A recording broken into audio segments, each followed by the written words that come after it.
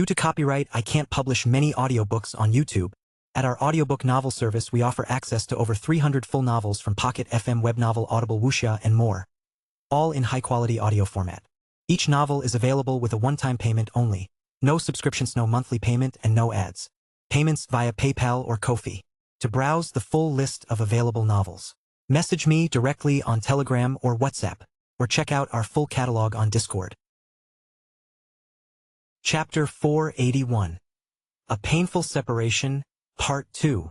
Shin stood still for a few seconds. The warm breeze of the cozy space tugged at his body from all sides, making the entire space seemingly heavy all of a sudden. The atmosphere was rife with tension and both of them could feel it, although Shin more than Northern. He clenched his hands again and tried to suppress all the emotion that kept causing his heart to thump disturbingly. And he took another few moments to wallow in the thought of what to say to Northern, after which he raised his head and frowned his face slightly to build up confidence to say what it is, as it is. Through it all, Northern observed his father. All his disposition formed a visual emotion that Northern could see better than anyone would have. They further informed him that the problem had to carry a more significant weight than he had thought. He was already beginning to consider the worst case. And considering such worst case made him tense, like a large rock was pressing against it. Even he felt the pressure as much as Shin did. And all the atmosphere needed from both of them was for one of them to just open their damn mouth and talk. After another few moments again, Shin finally swallowed and started. "I caused it." His voice shook and he clenched his fist tighter again. "No, it's my cursed family." Northern widened his eyes a little bit at the mention of his family. He had a first-hand experience of how cursed they could be with how they breed a spawn like Raven. No sane family would raise a child like that or in that manner. Shin continued, "If you remember, you wanted to know my family. You wanted to know their swordsmanship because I used to brag so much." Northern remembered very well and chuckled at the memory. Those were fun memories. It was quite sad how fate had stolen such beautiful moments and much better that could have been made from him. Northern listened to Shin as he resumed. "It was during her third trimester. I believe she was very close to childbirth. And they found me." His breath was shaky. A pale smile deformed his face. "Of course Aisha knew of my past. However, she only knew what I was running away from. She didn't know who I was. She didn't know that I used to be exactly what I was running away from. And the sad part of it all was that when we first met each other, she didn't judge me and had trusted me to be naked with her as she was with me. But you weren't." Northern stared at him squarely and then let out a disappointed sigh before saying, "So, what more?" Shin looked at Northern, briefly surprised. "What? I know that might have been enough to hurt her so much, but I don't think it's enough to make her leave." Shin raised a brow, puzzled and shocked. "How did you know about her leaving?" "Judging by the way your story is going, I figured she's not dead. The worst case that can have you broken like this means she left. I mean, look at your jaws, roughened by stubbles of beards. Your eyes look like they have lost purpose and you have just been trying to suppress everything. Every time you come here, stopping by the door and taking a deep breath before coming in like I'm some kid you need to smile at and tell, 'All is good.'" Shin's mouth fell and Northern continued, his gaze growing deep with fury. "I don't need your protection. I've not had it for the past few months being in hell, and you want to know the worst part? Your reluctance to teach me about your world almost had me killed more often than not. So the least I need you doing right now is trying to present this information in a version that you are currently thinking would be bearable for a kid my age. Don't do it." Shin's mouth was slightly opened in astonishment. Northern had just released words that gutted him from all directions. He gulped and tried to stand better, repositioning himself as he went over all Northern had said. All those moments that he'd take to suppress the bitterness he felt and smile for this kid. Apparently the very same kid knew of it all.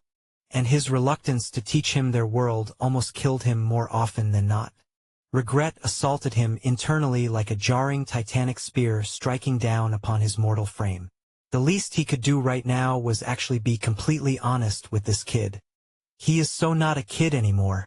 Shin looked at his son and said, "You certainly have changed, and it's quite sad that it all happened without my influence and contribution." Northern looked away slightly. The atmosphere felt like it had turned on him. Shin's words took reins of the wistful air. It wasn't entirely without your contribution. Our daily drills went a long way in helping me stay alive at the very least. His words sounded suppressed and muffled, but Shin heard them clearly. And hearing them only made him feel worse, but appreciating what Northern was trying to do. He sucked it all up and continued. The Kageyama clan is a family of assassins. They operate almost as a kingdom. They have vassal families that serve and honor them. They train soldiers in the main family and in the branch family, all of them strictly committed to learning the Kageyama family arts, which takes on different forms. There's much to tell about the family, but I'll say it's a vile place for a child to be birthed and raised. Sadly, my brother and I were birthed and raised in such a place. He paused. Reflecting back on his life in the clan brought a film of memories that left a bitter taste in his mouth. Our father was a vicious patriarch. Well, every patriarch is vicious, except that my father was more vicious because he kept giving birth to girls. He looked at Northern, who was about to say something but paused as Shin took the words right out of his mouth. It's not supposed to be a bad thing, but there's a written law in the family that prohibits a woman from ever becoming a patriarch. It's simply tradition. Should the patriarch fail to give birth to a male child, the mantle of the crow will depart from him and go to another branch family. His family will become the branch family while another family becomes the main family. Everything will turn around and the focal point will become the family with the mantle. I see, so it really is a big deal that he had no female child. Was the first patriarch a misogynist? So when my father gave birth to my elder brother and I, he became very hard on both of us. I'm saying, save the family's crude ways, he was even harder. He had 9 daughters before my brother and I, so when I say he was hard, you can't even fathom. Those memories resurfaced as he spoke, wearing a slight frown upon his face. While things were specially hard for my brother and I in general, there was a certain degree of hard between the both of us. And mine outweighed his, simply because I had something he didn't. Shin looked at Northern, his face serious without a shred of triviality. Then he said, I was referred to as a genius. Unknowingly, Northern blurted out, Sorry, you were what now? Chapter 482. A Painful Separation, Part 3. Of course, Shin could understand where Northern's shock came from. While he said he had a genius intellect, the talent he had managed to awaken was at first considered mundane. But the thing about the clan was that they didn't place any importance on talent and talent abilities. As long as one had soul essence and could move superhumanly, the Kageyama arts were more than enough for a scion of the clan to be as strong as any drifter out there. However, this kind of strength was only significant in assassination or human confrontation. Northern closed his mouth for a moment and then opened it. I apologize for the way I sounded. The atmosphere was kind of serious. His initial response almost seemed like a ridicule to his father and the seriousness of the matter at hand. But it was Shin, and he understood Northern very well. He smiled and said, I understand where the shock came from. What you know of me is what I portray to you. It is the same thing with everyone else. And this is the kind of life I have been living so that my elder brother could succeed my father and not me. Northern opened his mouth slightly. I see. Shin was obviously telling no lie. His breathing pattern was regular and clear, which made Northern think back on the past events as he grew up. He had seen Shin maneuver through several situations. It was always not easy. He would struggle. The fight with the beast was just one of them. Shin would struggle with the monster before eventually killing it. Even at times during the hunting, it was always like this. So Northern was used to thinking that even though his father was indeed a good fighter that had the basics ingrained into his muscles, he was a weak drifter. But now that Northern was thinking about it from a new perspective, so, all those fights have been him portraying a weak person to me? Northern almost wanted to disagree with his father and call it bluffing. It's just so impossible to portray weakness so accurately in that manner. He managed to deceive. Northern shook his head internally. No way. Then something occurred to him. He moved his eyes to meet Shin's. When you say you are a genius, what exactly do you mean? It's not difficult to think about. I have a very rare sense of adaptability. In the entire clan, I am the only one in 7 generations that had managed to customize the clan art to his own specifics. Northern raised his head slightly as he finally understood what was coming from, and then it all made sense. If Shin had such adaptability sense, then it would make sense that he was able to reduce himself to subpar just to make people feel he wasn't good enough. A strong person can pretend to be weak, but a weak person cannot pretend to be strong. Northern sighed. Everything kind of made sense now, but there was still one question that bothered him. He stared at Shin then asked, "But why? You were already away from the clan. You were in some remote place." Shin breathed in and out. When you do something for so long, it becomes a habit. And I kind of enjoyed it. The Kageyama art brings me nothing but misery. Then after doing all this favor for your brother, so he could become the patriarch, I'm assuming your plan worked, so what's wrong now? He wanted me to serve him as his right-hand man. That makes a lot of sense. Surely he wouldn't want to let a resource like you go. Shin glanced at Northern strangely upon his response before carrying on. I started messing up missions intentionally. It was my way of throwing tantrums, but it was messing up the family's reputation. When it got so much, my brother couldn't have it anymore. Then he shipped me to the border. Northern nodded as he followed. With Shin's pause, he inquired, "So, what part of all of this is enough story to mess up with Mother?" Shin sighed heavily. He lingered before speaking. "It's my acts while claiming to disrupt missions and the things I did in order to cause my brother, the patriarch, grief and worry, to become a disgrace to him." "Oh crap! What did you do, Shin?" Northern squinted his eyes. "Here it comes." Shin breathed shakily as he listed them out. "At a time, I was supposed to kill a certain queen. I raped her viciously and left it for the king to see. She hated herself so much she later hung herself to death." Northern's mouth fell. He was expecting something vicious when Shin said he messed up missions. But this? Northern suddenly felt his mind go blank for a moment.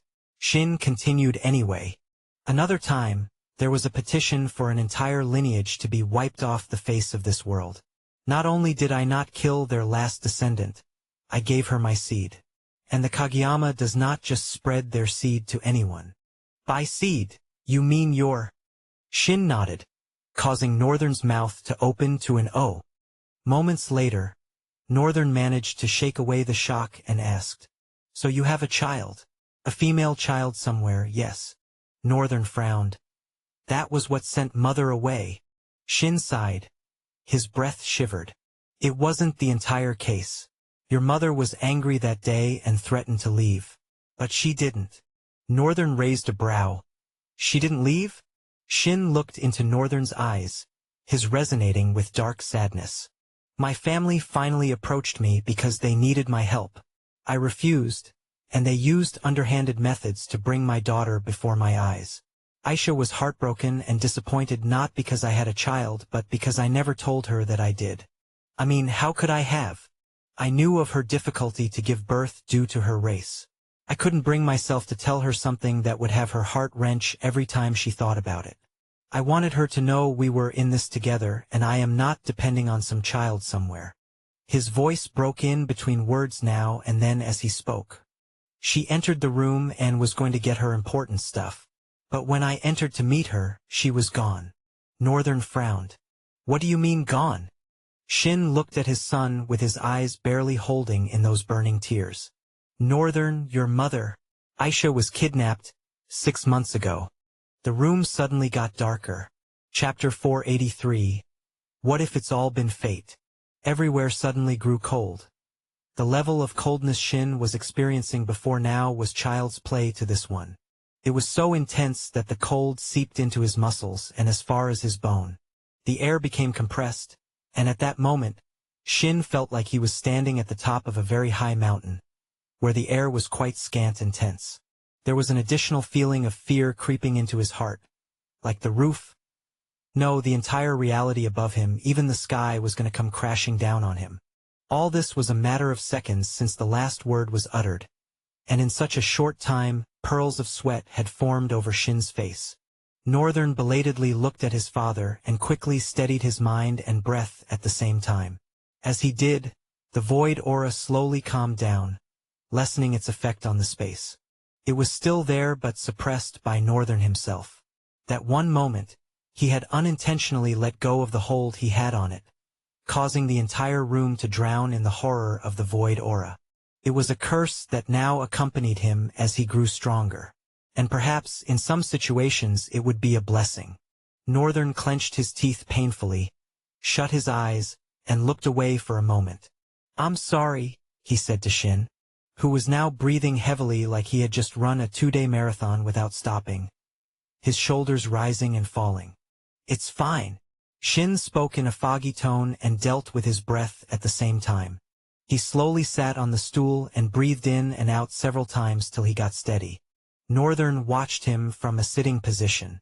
He had been sitting for a while now. After a while, when his father had calmed down, his voice rang out emotionlessly. "Did you look for her?" Shin frowned. The tone behind his question was so obvious. "You think I didn't? And why are you here? Why have you not found her? What has your family done to her?" Northern's tone was growing intense. He didn't know why, but there was a pile of hot flames that were burning at the base of his lungs, and any time he spoke, it was like they were rising to burst out of him. He tried to stop talking immediately. Shin scowled, but it was not towards Northern. His face was falling on the ground. After a few moments of silence, Northern heard his shaky voice. "I have searched.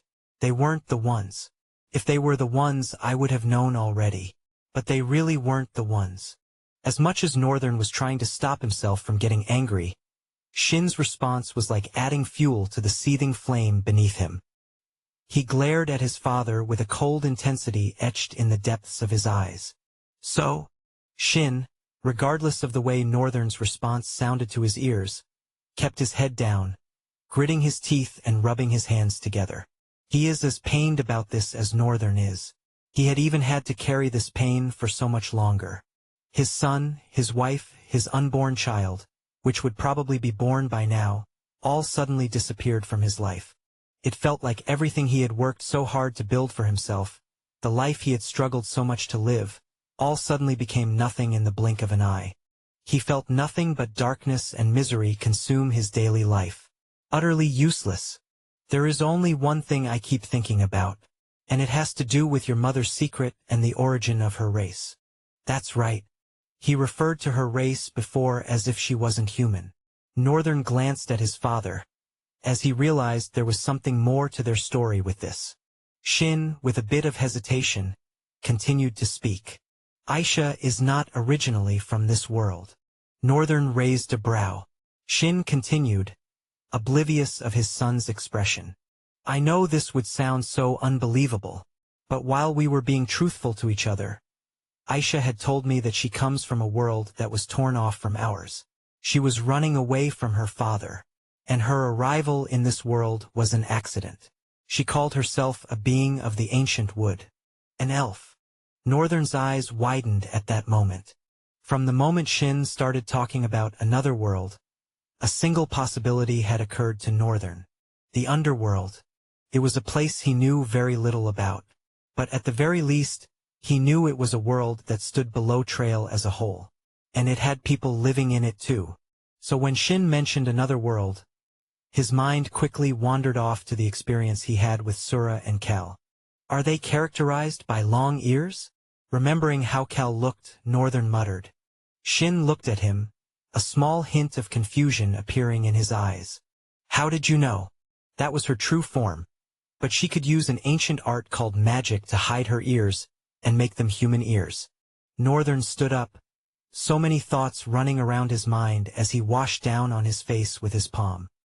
He stood frozen in thought for a couple of seconds before turning to Shin, who was looking at him with concern. Northern was essentially shocked at how interconnected all of this suddenly became.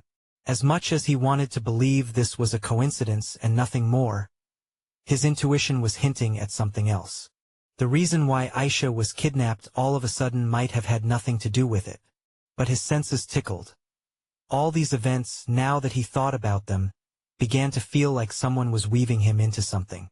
Someone, fate. Northern had not held a strong philosophy on fate and its doings. He never really gave it a deep thought. He had never had a reason to before now. But right now, this realization suddenly triggered his sense to question everything he had experienced until this point. From the way he was born, to the event of his death, his parents, adopted mother who happens to be an elf, his awakening and its failure, being sent to the rift, his encounter with the vestige of the Chaos Prince, his annoying nemesis relationship with Kal, meeting Caladhel and Sura, learning about their world, and his intuition somehow told that there was more coming. And the more that was coming would intertwine Aisha's unborn, perhaps now born, child. Northern didn't know why at first, but he suddenly felt a need overwhelm him. He turned to Shin and said with a deep, calm gaze, "We need to find Mother as soon as we can." Chapter 484. The Plus One. Northern's new perspective on the run-through of how his entire life had been and the situations he had found himself in granted him the privilege to overlook certain things. Ruffsburg, for example, was a driving force to the beginning of his hell. But the beginning of that hell led him to meeting Kal, then to resealing Cryos. As a matter of fact, how had he not been sure that all those events of disaster had not been to the end that he would encounter Kal and seal Cryos again?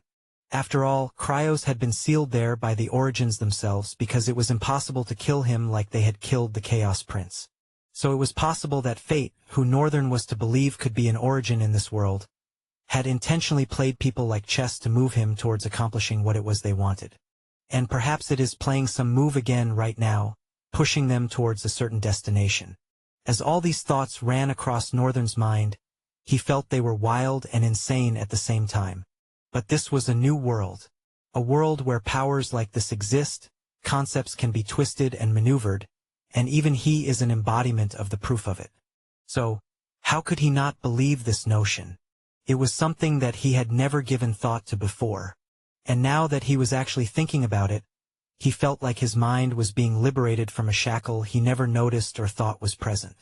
Somehow, Northern felt like there was this new wave of control that he had over his mind, not to speak of the amazing perspective that this information flowed in with. If he was to be cocky, he'd say he suddenly began to feel sagacious. And it felt like this was because of his eyes.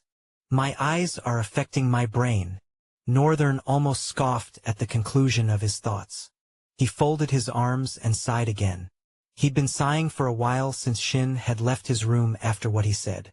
At first, Shin had been surprised by the tone of his words. But Northern quickly encouraged his father to find out how they could find clues whatsoever. Even though Shin didn't have any, he had informed Northern that there was a way to find information if that was needed. However, they would need to go to Southern Drywall. As to what was in Drywall, Shin had not explicitly said. But he had gone ahead to prepare all they needed to make the journey, which meant they would be leaving very soon. A few hours after Shin had left, Northern had found himself restless. That was how all the progression of thoughts started. Northern sighed, collecting every piece of his thoughts together, and focusing to one point what he intended to do going forward. There was not much way to go about it. If it was an entity as large as fate that was moving him like a pawn, he needed to keep moving for now. But he was not going to just keep moving like he did before. If I had known that all I went through was to reseal Cryos, since it was an effect that couldn't have been undone, then I would have struck a deal with Kal and been an important part of his mission being accomplished. I refused to be anyone's tool. Saying that in his heart suddenly sent his mind racing through all the bad things he had been through with Raven. It was a personal decision that was birthed out of his desperation to go home. He didn't think they would use him like that. And when it indeed felt apparent that he was being used, he didn't care as long as he got to have what he bargained for. However, the destruction of the ship and the fact that Terrence knew all that was going to happen in that moment threw him off. At what point did she find out? Did they approach him knowing very well that he was never going to get what they bargained for? They deceived and used him, and at the end of the day made a great fool out of him. No, he was never going to forgive them. And thanks to this experience, his sense had suddenly sharpened to hatred at the thought of being used against his own consent. Be it fate or destiny, tyrants or origins, I will molest anyone that tries to play dirty with me. Now, all he had to do was play fool until he realized what it was that was the endpoint of this movement. Since it was involving the underworld, Northern was definite that it was going to be something magnanimous. Perhaps as magnanimous as Cryos. It's insane to think that these guys are using me to do some world repair of some sort. And here I was thinking that I wasn't under any radar. The more his thoughts progressed, the more revelation his mind opened to. And he didn't even see all of this before. He gains new eyes and it's like endless knowledge started pouring in. Northern felt confident, smart, and insightful.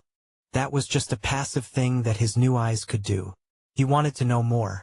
He wanted to know more so bad. After a couple of days, Northern was finally ready to leave the border. By that time, Annette and Gilbert along with Au and Mew had already left. Several other people too had left. However, almost half of the population still inhabited the building. Howe had informed Northern that not all the natives of Starlock decided to march to the Central Plains. But he had specifically chosen to go because of his business.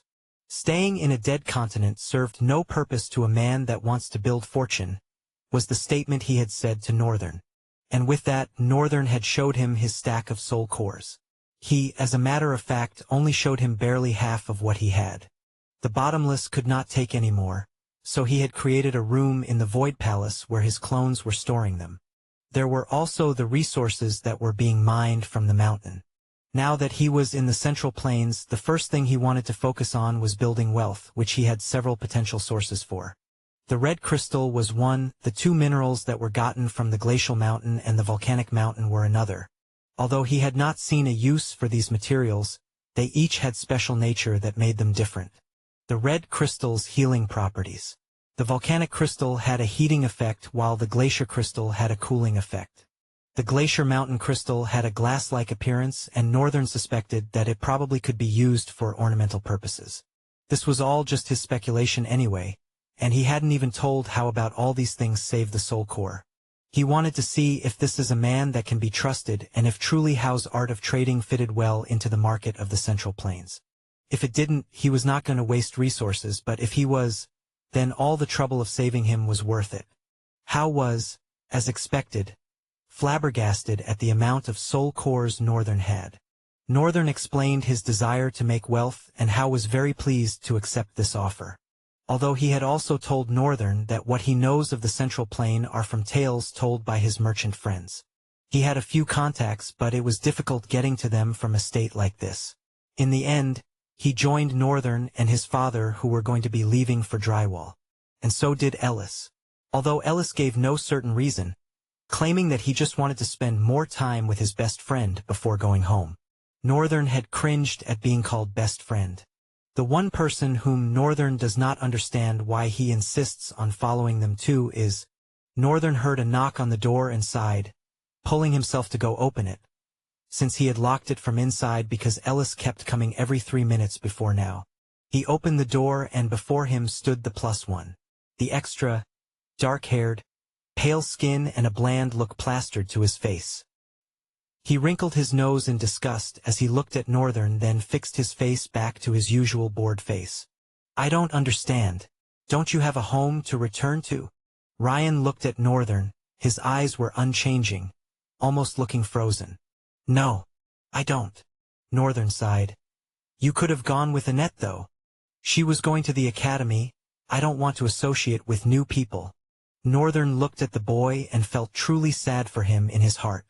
He was supposed to be 18 or even more and yet, Northern couldn't help but feel like he had just gained a younger brother. Chapter 485. Development. Northern and Ryan were in the room for a while. Silence easily reigned in the atmosphere and both of them seemed to have no problem with it. Northern was occupied with his thoughts while Ryan was just being Ryan. Northern had not just been laying around for the past 3 days since he opened his eyes. He had actually been training, of course, alone, to avoid casualties since he had no way of knowing how bad his punch would hit or the limit of his strength. But he was spending the time getting acclimated with the new talent abilities he had, the movements of his body, and most importantly his eyes. Sadly, he had lost 2 important talents. Eyes of the Intent and Speedwalk. Eyes of Intent had been integrated into Chaos Eyes, and Speedwalk was absorbed by the void that reformed his body, causing his body to have super-fast reflexes and movement. His basic stride alone was fast enough to catch up with fast movements during intense battle. And when he put more effort, he imagined the fight with the Emperor, how fast the man was, and Northern felt like he would be able to catch up now. For his cloning ability, which had been evolved to duplicate, he gained a new talent ability named Mirror Split, which allowed his clones to be able to copy the traits of him and his enemies, mimicking their techniques or powers for a short duration. Hence, the clones could not just replicate his and his enemies' abilities but could also adapt based on the situation. It was a great boost to the ability. And sadly, that was all he received. Out of the 3 own talents he had, 2 had become integrated into his body. Northern felt sad and happy at the same time, because there was evidence that they were effective. His movement was one thing, and his eyes were on a whole nother level. But at the very least, now he had 4 own talents, one of which is the talent of a paragon that he had not even begun to scratch the surface of. But the highlight of his growth to a master was his body, his eyes, and the limitless void. First was his body. Northern had trained in the limitless void, alongside Black Mamba and Night Terror, who also had gone through changes of their own. Night Terror had become overwhelmingly powerful that he now had the insane ability to deliver invisible cuts without even moving his finger. But there were pros and cons to such ability. Northern still fell prey to it though.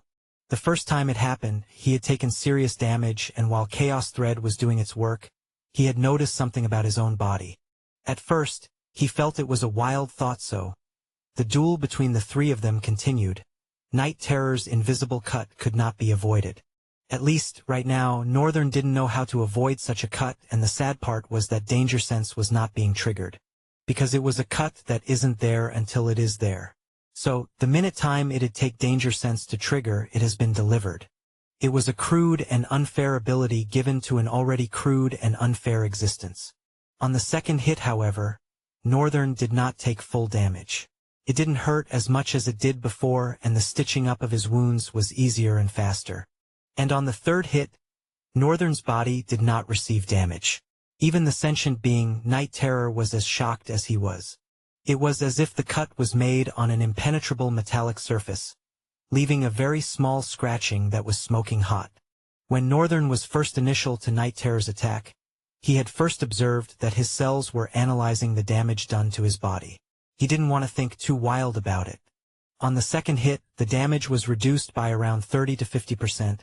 He knew at that point that his body had developed a partial resistance to the ability. And in order to confirm, he decided to allow the third hit, which happened to not hurt at all. Northern now intentionally began to take Night Terror hits, and as time passed, the hit did not matter at all. It wasn't just Night Terror. He tried the same thing with Black Mamba. The initial hit was insane. It even took a bit longer for his body to develop full resistance, but it was the same thing as he had experienced with Night Terror's attack. And it was insane.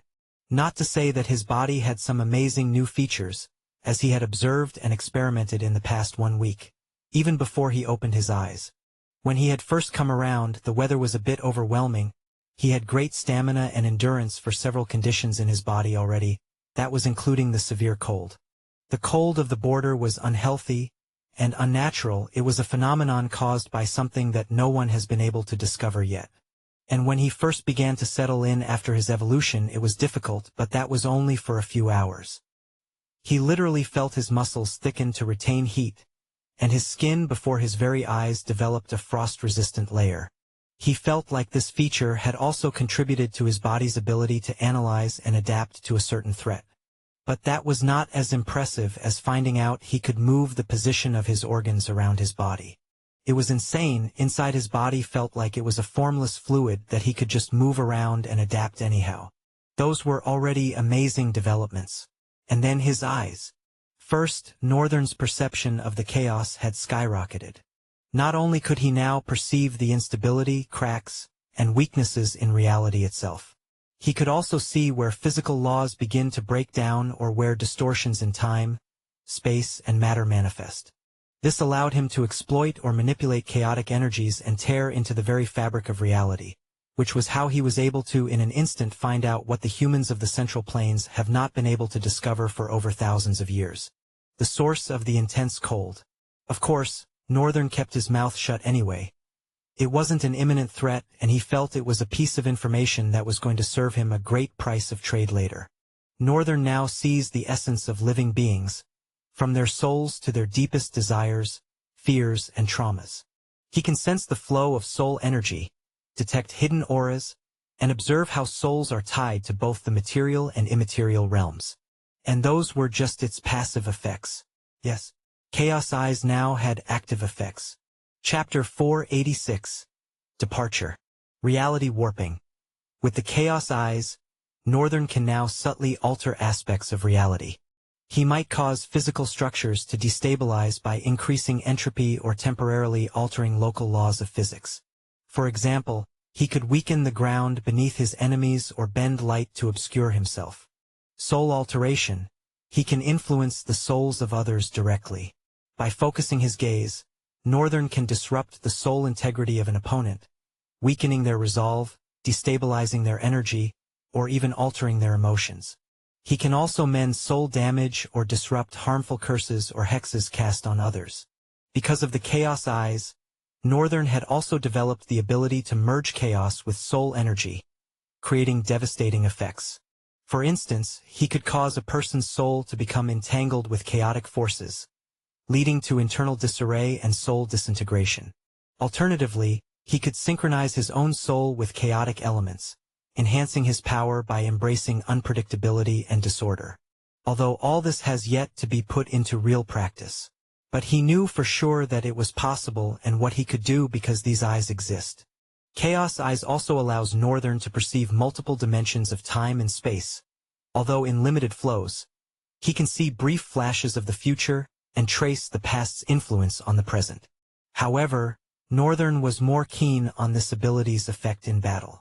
This means he can anticipate an enemy's movements based on the flow of their soul energy and the disruptions in spacetime around them. He can also manipulate time and space on a small scale, momentarily slowing down time for a single target, or distorting space to create confusing or unpredictable environments. And just like he could create and alter void constructs after merging with the void, Northern can now create constructs of pure chaotic energy, but fueled by his understanding of soul dynamics. These constructs could be weapons or barriers designed to shatter not only physical objects but also the soul of those they touch. A chaotic blade created this way could sever the soul energy of an enemy, leaving them vulnerable to further attacks. There was much more he also felt he would discover by experimenting, but experiment was too costly for him, because of the insane abilities these eyes held. So he decided that he'd stick with what he knew inherently in his head for now.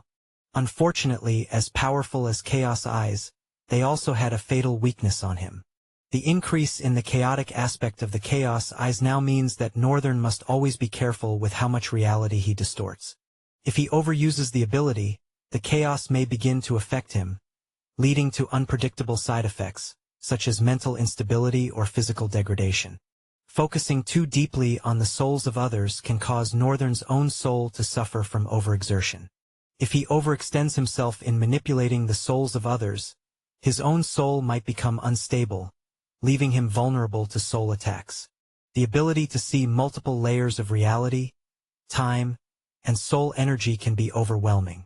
In moments of extreme duress or when too many chaotic forces converge, Northern might struggle to separate these layers and could risk getting lost in the chaos of overlapping realities. They were overwhelming weaknesses that informed that he needed to be careful with Chaos Eyes. And then the limitless void. Northern raised his head up as Shin opened the door. He stood up from his bed as he asked, "We are ready to go?" Ryan, who was leaning on the wall with his eyes closed, opened his eyes and stood uprightly. Shin looked at both of them before he could answer. Ellis, who was behind him, forced his way into the room the moment he saw Ryan. What are you doing here? Seriously? Can't you just go home?" Ryan looked disgusted and looked away. Ellis paused and smelt himself with a puzzled expression. When he saw that he wasn't particularly smelling in any way, he glared at Ryan the more, furiously rebuking him. "What the hell?" Why are you making that kind of face? You are the odd one here. There's no way we are traveling with you. Just go home already. Hao walked in. Despite his shortness, he still managed to give Ellis a smack on the back of his head that caused the boy to stagger a few steps forward. Ellis groaned painfully. Ow, wow. That hurts. We are not in the stronghold anymore. Oh? So, yeah, aren't my student anymore. Hao had an evil grin on his small, mischievous face. Ellis dropped to a kowtow. Please forgive this young and foolish son of yours. Son? Don't delude. Yes, Hao looked away, stroking his mustache. Northern looked at both of them and couldn't have been more proud of his decision to let Ellis train to become a merchant from Hao. He observed Hao for a little more while and thought, he looks so much like a dwarf. While Northern made a casual statement like that in his mind, it was one that was born out of several things he had seen in that single moment, and Hao's height was the least of it. Northern finally looked at his father. Somehow the atmosphere had calmed enough for him to speak now. As Northern's gaze met him, Shin spoke. I have the necessary things to aid our journey to Drywall. I've managed to secure transportation going to Germany's terminal. From the terminal, we will warp to Fugel, and from Fugel, it's an easy journey to South Drywall. We could even walk, and it'd take us barely 2 days. Northern nodded in acknowledgement and looked at Hao. He will be going with us to Germany's terminal but won't be warping to Fugel. Instead, he will be going to Shamanicles. Shin raised a brow. The trade city? It's really been dangerous there recently. Hao smiled proudly. Don't you worry about me, young man. Shin smiled and nodded. All right then. There's no problem. The Central Plains is an interesting place. They have warping portals in every kingdom capital. That makes transportation so easy, Hao thought after his response. Northern glanced at all of them for the last time. The one person he really had not expected to find here was Ryan. Except that, he was glad he had come this far with these people from the Dark Continent. Well then, I guess we are all ready to leave. Northern suddenly narrowed his eyes. Shin observed his sudden change in expression and asked almost immediately, What's wrong? Then behind him, the invisibility veil on reality began to tear and someone waved their hand in the air. As expected, even though I was being invisible, you still noticed me. Hi, I heard you guys are gonna drywall. Can I tag along? Chapter 487. Fugel. Northern did not particularly perceive Reno as a special threat. They had met only once when he was to steal some sort of map from Helena, and his invisibility was a big deal. Northern thought for a while if he should copy the ability but decided against it. He didn't think he'd need a reason to be stealthy or invisible in the future. And should there be, he believed his control of the void and what his eyes could now allow him to do was more than enough. With everyone's consent, especially Shin's, Reno was allowed to join the team. They all trekked to the thick, gigantic tank caracal that was waiting for them in front of the building. The caracal was powered by 4 enormous bulwarks. Bulwarks were domesticated monsters with antenna-like horns, red beady eyes, and strong faces just like usual bulls. Their bodies were also like bulls but boasted more muscle lines, making them look incredibly strong. Their speed belied their size. They were the uncensored definition of brute strength and speed. An equal and undiluted blend of both elements distributed in these brawny monsters. While there was an air of modernity to the caracal, talking about the external plates and body, it was almost like the traditional chariot, supported by a pair of fat black tires to match the pace and strength of their core engine and hauler. The inside of the caracal seamlessly melded luxury with functionality, echoing the fusion of classic design and cutting-edge technology seen in its exterior. Upon entering, Northern was struck by the spacious cabin, far larger than what he expected thanks to the innovative design. The walls were lined with dark, polished wood, inlaid with gleaming metal accents that mirrored the external plating. These metal strips occasionally pulsed with a soft light, hinting at the advanced systems running throughout the vehicle. Plush seating dominated the space, upholstered in rich, deep red fabric that brought to mind the beady eyes of the bulwark beasts. The seats were generously proportioned and deeply cushioned to absorb the vibrations from the powerful creature's gait. A control panel sat at the front, its sleek design a stark contrast to the ornate wooden paneling. Here, holographic displays provided real-time information on the bulwark's vitals, speed, and navigational data. Despite the high-tech interface, traditional leather reins hung nearby, a nod to the timeless connection between driver and beast. The ceiling was particularly striking. A transparent dome allowed passengers to gaze up at the sky, but with a twist it could darken instantly for privacy or to display a map of the surrounding terrain. Storage compartments were seamlessly integrated into the walls, their handles disguised within the wooden patterns. When opened, they revealed climate-controlled spaces for refreshments or personal items. This was not a particularly surprising spectacle to anyone, except Northern and Howe, who had never been in any of these before. Northern, in his expression, appreciated the design, while Howe was intriguingly inspecting with an look on his face. Soon, the caracal got into action, plunging forward with the power of the bulwarks. Their powerful steps resonated with the entire functionality and vibration of the vehicle, but it did not tremble or discomfort its passengers in any way. From this time of the day's rise, till nightfall, where they had to stop at the closest auberges to avoid traveling at night and rest a bit before getting to their destination, it was a smooth ride. And nothing out of the ordinary had happened. In fact, Northern had been wishing for something to happen. The moment they got to an auberge, which almost looked like a ghost house, Northern had been expecting that some kind of criminals would barge in on them to steal their stuff. Then they'd perceive him to be the weakest and take a swing at him or something. But the auberge was so peaceful and empty, with just a drunkard singing and playing his string musical instrument, apparently very nicely for a drunkard. But that was the reason Northern was not able to catch a very peaceful sleep throughout the night. At some point, Northern had even entertained the idea of killing him. Eventually, he managed somehow and fell asleep while thinking about the man's messed up way of singing. The next day, they woke up and got ready to go to Fugle. Northern did not know why, but he collected a couple of coins from Shin and gave them to the man with a smile on his face and a thank you. All he did was follow his instincts. The others were shocked and asked him why, but Northern did not respond. While he had a nudging feeling that he and the man would cross paths again, he didn't have all the information, so he didn't want to say. And thus, they began their journey to Fugle, which was just half a day's journey from their last checkpoint in a semi-wilderness. Fugle was a republic city that used to belong to the nation of Sierra. They had played a significant role in the making of history. And due to that, some personnel had spearheaded the city's decision to break out of the nation of Sierra. It was a pretty underhanded, dirty, and daring play of politics. But in the end, these leaders ended up being successful and ended up making Fugle an independent city, breaking away from the monarchy rule of the royal family of Sierra. Northern was not a politics guy before his world, certainly he wasn't right now. But growing up, he had no choice but to read a lot of newspapers. And a lot of those newspapers were how he connected dots of information regarding the nations of this world. Fugle reflected its bold and rebellious history in its architecture and overall appearance. The city was a blend of old-world charm from its time under Sierra's rule, with remnants of royal architecture, grand stone buildings, and elaborate squares.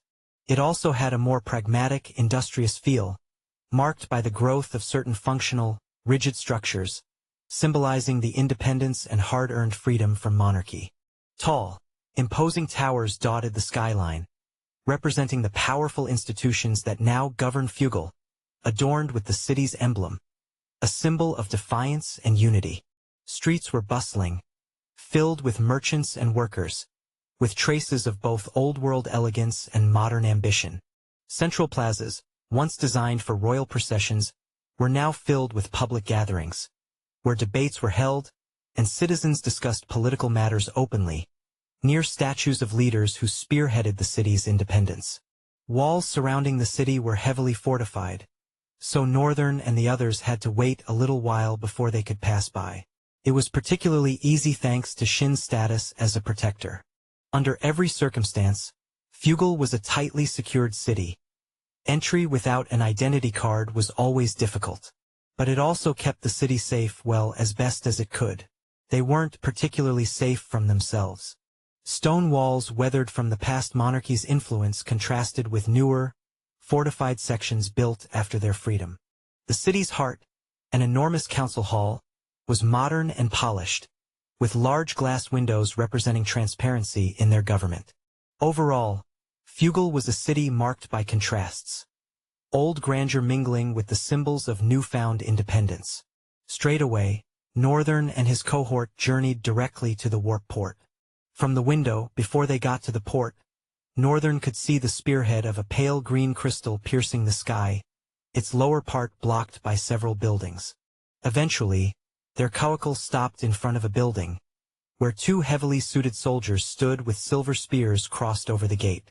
The driver exchanged a few words with Shin while Northern and the rest got down from the coracle.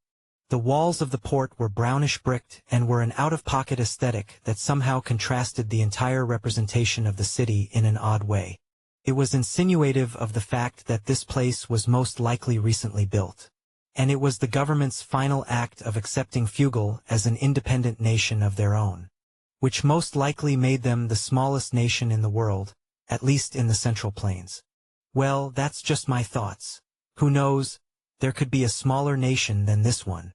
Shin finally got to where they stood and showed the guard his ID, explaining that he was traveling with all of them and they were all underage. Hao was a bit offended that the guard did not seem to argue with Shin about him. Perhaps it was an issue of height? But Northern encouraged him to look to the bright side of how it didn't work against them, so he decided to do just that, which proved to be more difficult than expected for him. All he wanted to do was just go back and smack some sense into the damn soldier. Immediately, they entered the compound of the port. They were approached by a slick-back, blonde-haired guide in a simple white shirt, black pants and black waistcoat, who showed them to the waiting room and collected information on where they all would be warping to and went away to submit it. Of course, they would tip him at the end of all of it. Guides had the simple job of just showing people to the waiting room, but some of them, as an extended means of hustling, would go as far as helping people further, speaking with their colleagues to put the list ahead of others. Of course, they must not get caught. They could get suspended for it. But they did it anyway. As money in this part of the city was not an easy thing to come by, they had to work so hard, and sometimes it wouldn't even be enough. That was just one of the downsides of Fugal on a lighter mode because it was also common in every other nation. However, far diluted compared to this place. Chapter 488. The Warp Gate, Part 1. The waiting room was filled with several other people, which made the air a mixture of different fragrances, transitioning from soft and tender to thick and choking. But there was nothing anyone could do about it. The place was an array of cushioned chairs with different people sitting. The portal officials would intermittently come around and call names. Northern, the moment he entered the lobby, had gained a total count of how many people were sitting in the room. He had managed to be able to suppress his void aura to the point where the chill just existed when one sat close to him. The pressure around him had also dropped, although slightly. A mundane human might notice nothing, but a drifter who is quite perceptive would know immediately. Which Northern didn't like. Hopefully, with more practice, he'd be able to suppress it really hard or turn it into something else that is not a mood of intense power and depression around him. A few minutes after Northern had settled down, he was able to tell how strong everyone in the room was, and who were impressive enough to deserve his attention. And out of all of them, only two made him curious. The fascinating part was that he seemed to fascinate them as much as they fascinated him, because they wouldn't stop looking at him, even though he wasn't looking at them, the way their gaze confidently rested on him over time. Northern somehow knew they wanted to gauge their strength by looking directly into his eyes, which before now had been closed, while he waited for their turn. The two of them were seated on the couch opposite his, but slightly adjacent to the direction he sat. They were opposite sexes but looked exactly the same. The girl had an intense and striking appearance. She had dark skin with glowing purple eyes that gave off a powerful, almost mystical aura. Her hairstyle was bold, featuring two large, puffy buns on either side of her head, with tight, intricate braids leading into the buns. Her expression was serious, exuding confidence and a touch of defiance. The boy was calm and confident. His skin was dark as well, and his striking purple eyes mirrored an intensity that also reflected in his calm expression. A small smile curled on his lips. His hair was styled in short, thick twists that were neatly arranged, adding to his sharp, well-groomed appearance. He had a few subtle lines shaved into the sides of his head and a dangling silver earring, enhancing his modern, stylish look. Both of them had their hands folded, but the girl sat a little crudely. Beside her was a large black box. She crossed her legs, allowing most of her thighs below her skimpy flare skirt to be displayed. Northern liked the confidence they exuded. It made him curious as to who they were, but he was not going to give them what they wanted because of it. It served him no purpose to make two younglings who have no idea what lies in front of them pee their pants. While he did accolade their level of strength, he considered them reckless still. He'd roast them with his look alone. A while later, a male official came and called, "Soraya and Kalen Valketh." Immediately, the girl and the boy stood up. The girl took the long box and strapped the handle to her shoulders, her short skirt swaying left and right as she walked away. The boy also followed with his hands in his pockets and his usual accommodating smile, even after stealing a glance at Northern before he eventually left. The smile was ever stagnant. "Oh, they have like Vita's skin," Ellis murmured as he watched them go. Everyone in the cohort that saw them also had the same thought. But they were silent about it until they both had left. Took another while, then Hal was called separately. He stood up and bade Northern and his father farewell, looked at Ellis and gave him a knock on the head, asking him to behave and remember all he'd been taught, before leaving with the official. The portal was always functioning round the clock. However, there were certain hourly breaks every now and then to give the gate and crystal a rest period. The crystal itself had been cultivated from rifts, although the history of these rifts dates back to the first and only Tier X rift to ever appear. There was no accountable history, or better still, Northern had not come across one to accurately say for sure what happened with the appearance of this rift. But he knew that the population of the world greatly reduced. It was also the major cause of the continental division, well, except for Starlock, which used to be a part of Central Plains all along. After a while, Northern and his crew were eventually called towards midnight. Then they proceeded to the warp gate. It was a small open space gate beneath the crystal. The crystal served as the connector source. It was the main reason why they could teleport to another point. The gate, as it meant, was a passageway to the reception point of teleportation. The crystal kept the connection online, hence making it possible for the gate to warp them to another receptor gate. Of course, several crystal tech advancements had gone into this project, further evolving the navigations and receptor-to-receptor accuracy. The female official who had switched since the recent break was overbriefed them on things to do as they marched to the gateway. Any electrical source around your body can inhibit the teleportation, so it's advisable to leave such material at the storage point. It will be transported manually to the location you desire. Also, it is advisable to cease any soul essence activity, as this can trigger malfunctions and misdirection. They got to the step that led to the gateway. Then the whole crew nodded in acceptance as the official lady finished talking. Northern looked at the gigantic crystal from below, subtly narrowing his deep gaze as he examined the phenomenal material. A Tier X rift has to be a different kind of hell. I feel hell would be an understatement, in fact, he thought as he averted his gaze and walked to the gateway. Chapter 489. The Warp Gate, Part 2. Northern and his crew were required to stand at the center of the gate. A golden pillar that arched over them, with a piece of the same crystal in the center of the arc. They waited a little bit for the whole mechanism to start. Northern could hear a soft whirring sound that slowly built up, but all of a sudden there was a crack in the build-up. Then it slowly dropped. At that point, Northern figured, "Oh damn, there's a problem," and he feared that the source of that problem would most likely be him. A couple of seconds later, the whirring sound started building up again. Then the same thing happened. There was a crack and the build-up began to drop. The official approached them, politely saying, "We would like to test the functionality of the gateway on other travelers to figure out if the problem is with the travelers or the gateways." Her tone was pleasing to listen to. The level of humility in her tone would make anyone be very calm and sensible with her. "Does this happen usually?" Shin inquired, looking at her inquisitively. It's not uncommon to experience faults in the gateway every now and then, but the problem is that the gateway seems to be experiencing some kind of overload.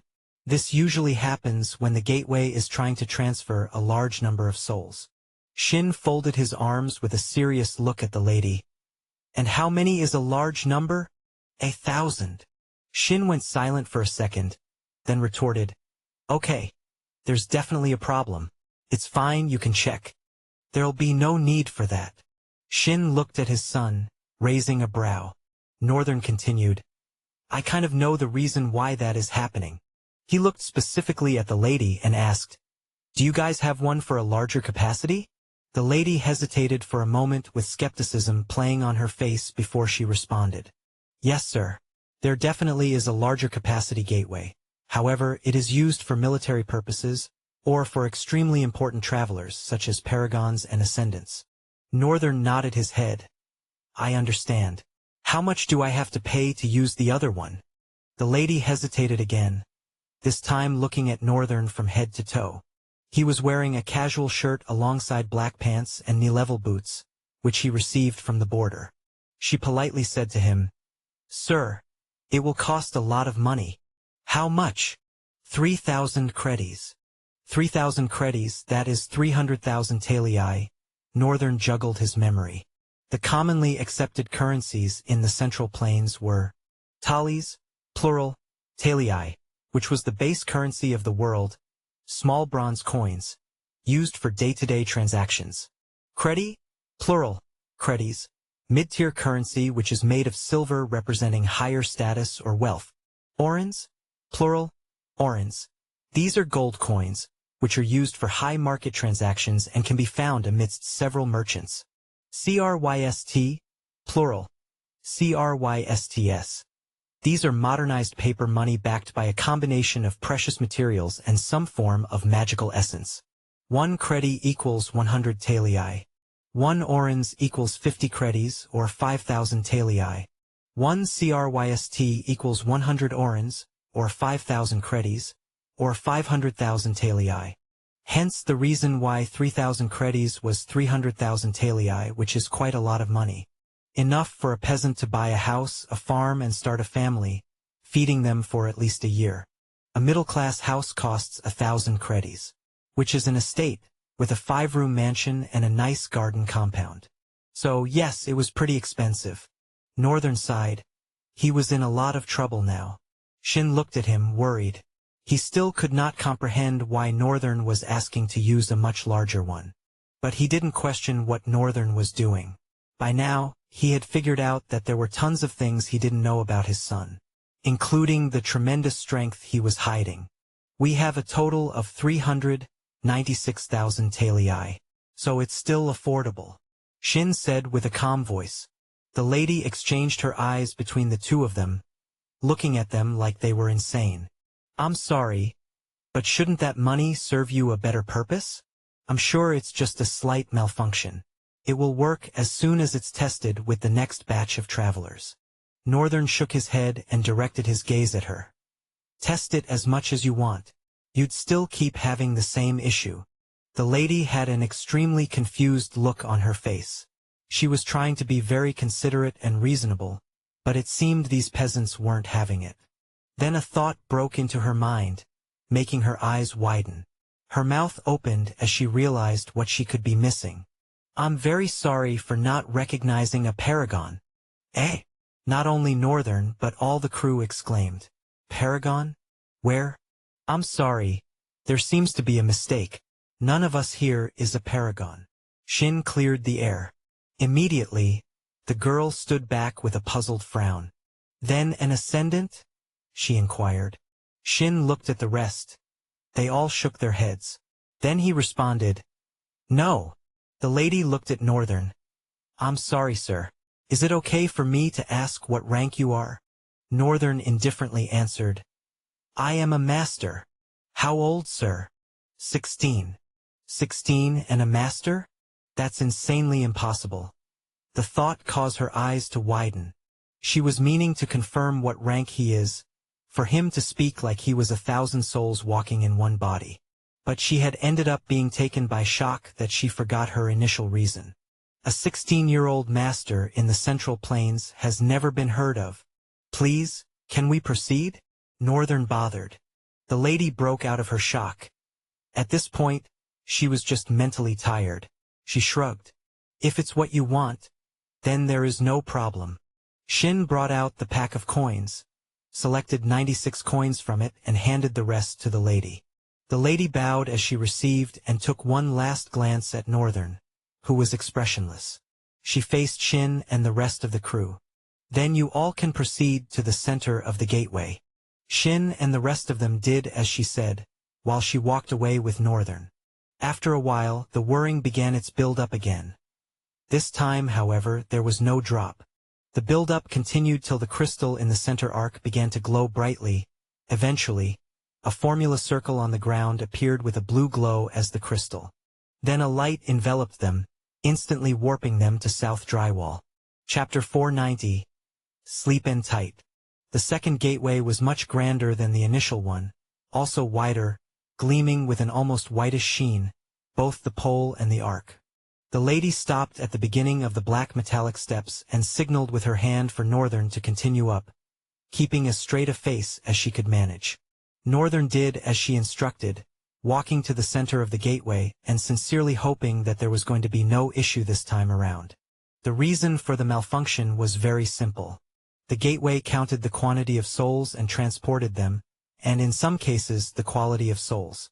If Northern were to be literal, his soul was a very robust world that now held within it thousands of souls. If this object was as potent as its reputation suggested, then that meant it wasn't counting Northern as just one soul, but rather as thousands of souls. This was due to all the souls in the limitless void. That was what made the malfunction surprise Northern. He was truly awed at the ability of the gateway and the crystal, and that made him realize that the Central Plains was a place he had not truly ventured into, even though he grew up there.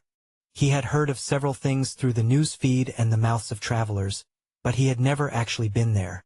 The thought of finally starting his adventure journey in the Central Plains made his heart leap with a small force of excitement, and Northern actually looked forward to it. Northern stood in the center of the gateway while the whirring sound built up again.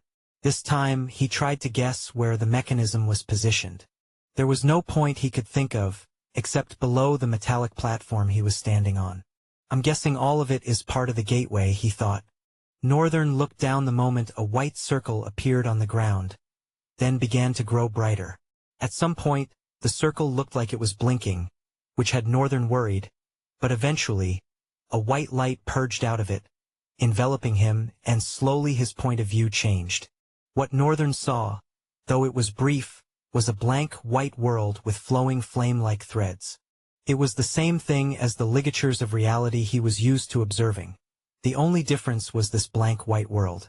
Then Northern's perspective became that of another gateway. He looked up at the dark sky of midnight and sighed. Was that subspace? They created a subspace, he thought. There were several more questions flowing in his head, prompting him to want to study the whole history surrounding the warp crystal and the gateway engineering. Anything that had to do with reality, space, time, and gravity concerned him very much because those were laws that could greatly hinder the void and chaos of his ability. How exactly did he know? The more the void grew in him, the more its memories became his memories. The only sad part was that Northern was also aware he was losing his sense of self. At the very least, right now, it wasn't so obvious. As he stepped down from the platform, a male attendant approached him. I'm here with the crew led by a tall, black-haired, scarred-faced man. His description of Shin was crude, but the attendant immediately recognized who he was talking about and said, "Please follow me." As Shin and the rest arrived, they were immediately escorted to the waiting room, where Northern was taken. The place, in terms of grandiosity, was on the same level as Fugal, but the themes were different. The chairs were blue and shiny and were not arranged in lines opposite each other. Instead, each three-seater cushion was placed in a center, with a glass table in the middle. However, the difference between this place and Fugal was that the moment Northern entered the room, more than 5 people turned their heads with wary expressions on their faces. Their gaze was strictly on the white-haired figure who casually walked toward a seating area. The moment Shin saw him, he, along with the rest of them, stood up and slowly began to leave the waiting room. As they left, Northern asked Shin, "Aren't you going to ask me what is wrong with me?" Shin was silent for a few seconds after the question. Then he said, "If there's one thing I know, it's that now you have a lot of secrets. Your gaze is so deep that sometimes, looking at it makes me feel like I am falling into a dark depth with no end. You are unreadable at times. I have no idea what is going on in your mind, and you barely even smile. That last part. I don't remember smiling much while growing up," Northern replied. Shin chuckled. "You smiled every time Aisha held you. I'm sure you'll find your smile again." Northern's expression became somewhat despondent. "Don't be so sure." After a few moments, as they trekked out of the port, Northern asked again, "So what do we do from here?" Shin looked at the others who were behind them before bringing his eyes back to Northern. "We find a lodge. After you." Shin smiled a little and led them away. The streets of South Drywall, even at midnight, bubbled with a small crowd of people. But Northern's guess was that they couldn't be the good kind of people. They were probably the sort who caused crimes under the cover of darkness. Even their gazes were full of suspicion. Of course, there were still innocent people, such as other travelers and merchants conducting legitimate business. Soft light illuminated the walkway of the street. There were dark alleys here and there, from which unpleasant smells and moans emerged, and dirt littered the ground. Eventually, Shin stopped in front of an auberge. The signboard with a blinking neon light read, "Sleepin' Tight." Shin looked at it with a smile. "Quite the name, isn't it?" Chapter 491. The Coming Nightmare. Sleepin' Tight glowed with a warm, inviting charm, thanks to the lanterns hanging on its exterior. These cast a soft, golden hue across the cobbled street in front, creating a cozy, intimate atmosphere. The flower boxes on the windows, filled with vibrant flowers, were dimly illuminated, their colors muted in the night, but still adding a touch of life to the building's old-world charm. The roof reflected a soft glow, with the timber and white walls appearing quaint yet sturdy in the dim light. As Northern and everyone stepped inside, they were greeted by lobby with a blend of rustic elegance. The wooden beams overhead gave the space a homely feel, complemented by rich, dark oak flooring. To the left, a hearth crackled with a fire that filled the room with warmth, the shadows of the flames dancing across the walls. A few people sat in cushioned chairs, their weary faces lit by the ambient glow of low-hanging lamps. The front desk was situated along the right side of the lobby, made of polished wood, with a tall stack of ledgers and a bell for guests to ring. The auberge's keeper, a stout, friendly-looking figure, smiled as they entered. "There couldn't have been a better time for you to come," he said with an even friendlier smile. His entire demeanor was utterly appealing. Shin approached his table and looked back at everyone. "We would like 3 rooms. There are different grades. We have the Rascals grade, quite cheap but it's underground. Then we have the Commoners grade, which goes for 50 talii per night for 1 room. The Middleman grade goes for 200 talii per night, and the Nobleman grade goes for 500 talii per night. We will take the Commoners grade, for 50 talii. The man nodded, and put his hand below the drawer of his desk, after which he brought out a bunch of keys. Shin did not bring out the pouch of coins. Instead, he dipped his hand into his clothes where they were kept and ruffled for some seconds before bringing out 150 talii and dropping it on the table. Northern observed him from behind and looked back at the few people sitting in the lobby. He could tell his father knew what he was doing. The innkeeper swiped it off the table and said to them with an insidious smile at Shin, "Follow me." He led them to the far side of the lobby, where a grand staircase led upward. It was wide, with a deep mahogany finish, the handrail smooth and slightly worn from years of use.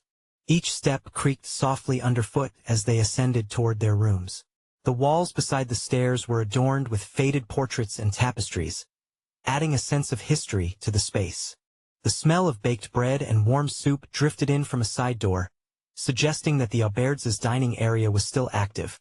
with patrons enjoying late-night meals before retiring for the night. As they got upstairs, the atmosphere of the auberges became quieter, almost serene. The hallways were lined with a plush, deep red carpet that muffled footsteps, adding to the sense of calm.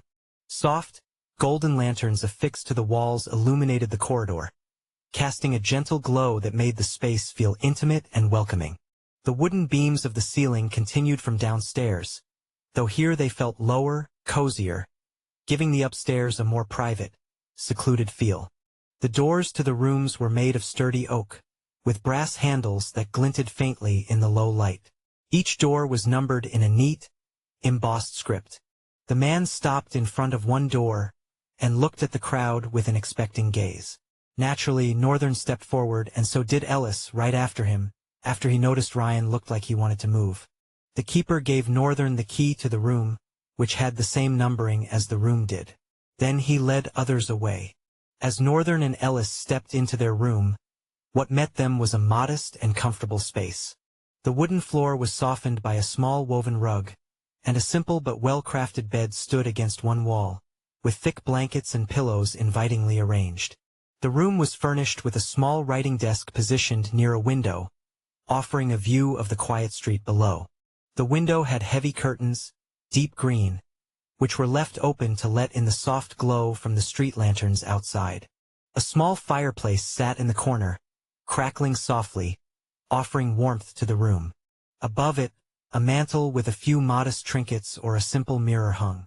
A wooden wardrobe stood opposite the bed, with enough space for their belongings. However, none of them had belongings. Beside the bed, a nightstand with a small oil lamp provided light, casting shadows across the room's wood-paneled walls. The air smelled faintly of aged wood and lavender, likely from sachets hung by the windowsill. The space was quiet, with only the occasional creak from the beams above or the faint murmur of voices from downstairs, creating a sense of peace. Ellis slumped to a sitting position on the bed, leaning on his hand. "It's a good one. So, would we be sleeping on the same bed?" Northern looked at him, his face contorting in disgust. Then he averted his eyes without saying anything. He walked closer to the window and looked out of it, staring outside for a while. Ellis, concerned, tried to look too and make out what Northern was looking at, but couldn't see anything out of the ordinary and worth looking at on the streets. However, the compact view of the roofs as they spread to the horizon was a capturing scenery to focus on. It made him realize how much he had missed the feel of being amongst civilization and people. Ellis's lips curled into a bitter smile as he said, "We indeed have come a long way, haven't we?" Northern, after a few beats, glanced at Ellis indifferently before responding. "Indeed we have, and we are about to start another long journey. This time, a nightmare far more wretched and cursed than anything we have ever been through." Chapter 492. The Growth of the Limitless Void. Northern's words settled into his mind like a storm. Even after Northern had slept on the ground and he was on the bed, he was finding sleep so hard to fall into just because of those words that Northern had uttered. Images of their humble beginnings played in his head. How Northern had stuck to him and helped him even when he had no reason to. Inasmuch as Northern portrayed himself to only be helping him because he needed his help in return, he wanted to believe that Northern helped him truly out of the goodness of his heart. And from then, he had owed Northern heavily. He thought about how weird Northern was, the trouble they got in, and how he handled it. He thought about the fight with the monster in the mansion. What he had seen that night made him understand for the first time that Northern's entire strength didn't rely on the fact that he had monsters he could summon. And from then, his respect and awe for Northern had only kept growing. However, with this growth, Ellis felt farther and farther away from him. With a somber look on his face, Ellis stretched his hand up, as if he wanted to grab the roof, then he clenched it in the air. "This time, the journey will not be yours alone. And you won't be alone," he vowed. But at the same time he feared for himself. Would he be able to work at Northern's pace? Would he even be worthy enough to dare? Those fears and thoughts strained his mind and eventually tired him to sleep. A while after Ellis had fallen into the embrace of a sound sleep, With subtle snow driving to and fro his lungs, Northern stood up and crossed his legs. Then he dove into the limitless void. First of all, the towering columns now seemed to stretch further than before, toward the heavens. Each one was now vividly etched with intricate symbols and glowing faintly with an ancient, mysterious energy. Their bluish hues contrasted sharply with the deep shadows they cast, faintly illuminating the vastness of the hall. Above, a delicate cascade of light streamed down from translucent ceilings far overhead, where waterfalls of shimmering liquid light poured from unseen heights, casting everything in a serene blue glow. The usually dark and ominous pathway, now flanked by well-tended trees, exuded tranquility, with soft foliage brushing against the warm golden lamps that lined the way. The air felt crisp and more realistic, tinged with a sense of calm and reverence, as if this place was a meeting point between nature and the divine. Everything about it spoke of ancient grandeur, a civilization that cherished both beauty and mystery. Northern had seen this before the first time he entered the limitless void, and even seeing it again now, he still could not erase the amazement that had been left on his face the first time he entered. The flames of chaos that burned at the edges of the steps that led to his whitish throne seat now burned larger, blocking the view to the absurdly tall whitish throne seat which stood imposingly behind the flames, its towering backrest gleaming with a soft white hue as the light caught the polished surface. Flanked by walls of tangible darkness, it gave the impression of a dark and effortless grandeur. The seat itself was elevated, its base wide and solid, as though carved from a single stone slab. Northern looked around his grand palace with astonishment in his eyes. "This feels like it deserves a place in the heavens or something," he muttered.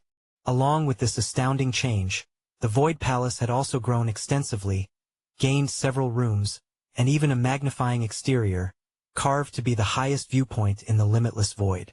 From anywhere in the vast soulscape, his palace could be seen. Northern looked down, simultaneously summoning the panel to easily inspect the rest of the change. The limitless void has stretched further, becoming a more infinite and multidimensional space. Its vastness represents your growing understanding and mastery of the void, with its edges blending into unknown territories. Any more attraction could attract more powerful and ancient souls, or even elements of the Echo Realm. Why does this feel like a warning? And what is the Echo Realm? The system didn't look like it was ready to respond, and before now, Northern had never heard of such a word. However, it bothered him somehow. Could it be the underworld? He lingered before shaking his head. "No, I don't think so." Having no answer for now, Northern put the matter to rest in the backyard of his thoughts and continued his inspection. The souls of the monsters residing within the limitless void can now evolve. Instead of remaining as soul summons until you evolve them to void summons, they can now grow stronger, becoming spectras, an echo of their former self before evolving to become void summons themselves. Northern's mouth fell. What? This was everything he had ever wished for, and it was waiting for him when he became a master? Soul summons did not have a material body, which made it impossible for them to become void summons, because void summons were the materialization of a soul by void. It was not possible unless they had some sort of material body to be materialized by the void. His alternative was his clone. But the terms after advanced cloning became duplicate had been hard to come by. Singularity was difficult because it meant investing his talent fragments and then losing all of it the moment the talent devolved. With his need for talent fragments, he was very skeptical of going that route. Hence, he had just been stuck. Now, that has been rid of because soul summons can become a spectra where they gain an echo body of themselves before eventually becoming void summons. Northern was happy. He wouldn't be needing to weave the essence of void, mixing it with a clone and soul for a desired result anymore. Now, he could really just watch them all grow. This feels so rewarding. But he also didn't think the road to becoming a void summon would be something easy. But it was massive progress. Soul Forge. As a master, you can now use the souls of defeated monsters to forge powerful constructs or weapons within the void. These constructs could act as guardians or manifestations of your will, defending the limitless void or assisting you in combat. This process could lead to the creation of sentient weapons that you wield, with each one tied to the essence of a particular monster you have vanquished. Chapter 493, Revant Awakening. Northern stood for a few seconds, his mind blank. What he had just witnessed went against all common sense, or at least the boundaries of what was defined as common sense in this world. He could use souls to create weapons? Items? I thought items could only be gained upon kills. If I can create them, then what exactly does this insinuate? So many questions tumbled through Northern's mind, tiring him out in that moment. He was happy, overwhelmed by joy in fact, but at the same time he was wary and inquisitive. This caused his suspicions of Ul to rise once again. And he couldn't help but wonder, is everything that has always been so far in Ultrael really as it seems? Even now, there was no certain answer, but the appearance of this unique ability had given him the right to question it. And as long as a question exists, one day, there will definitely come an answer. I will find it. Northern's eyes gleamed with determination. He refocused on his new ability. He really could create weapons with the souls of monsters. Soul Forge, he muttered. It was the last of the abilities he had received as a result of the progress of his soul, and it was very satisfying to him, especially Soul Forge. Northern sat on the ground of the palace. With the new view, it felt more lively and homely than before. Then he summoned the Night Terror, who appeared before him, bowing. Night Terror had no physical change, but the monster's eyes gleamed with intelligence. A precise and certain kind of intelligence, unlike anything that had been there before. "Bring the new guy," Northern commanded casually, but Night Terror instantly understood. He stood up and walked away, passing between the pillars, and after a few moments, returned hauling a coffin with large shackles draped over his shoulder. Northern tried not to mind the screeching of the coffin on the glass-like ground as Night Terror dragged it to his front. The monster halted, bowed, and stepped back. Northern then looked at the coffin. The soul of a tyrant. Thinking about it again, joy overwhelmed his heart. He was not walking down the path of a tyrant, obviously. He had the seed of an origin. Northern entertained the thought that one day he might end up being an origin. Or at most, a mixture of the two. However, he always questioned the possibility of these things because he believed that while tyranny could be attained, origins were born as origins. They were regarded as the beginning of a certain concept, so it made no sense for it to start with a seed. However, he also thought, maybe I am the first origin of void. I couldn't really be considered an origin until I became one. Which meant the point where the seed probably germinates and spreads is the true beginning. But what would make him different wasn't just that he would become an origin, it was that he would have a tyrant as a void summon. A servant.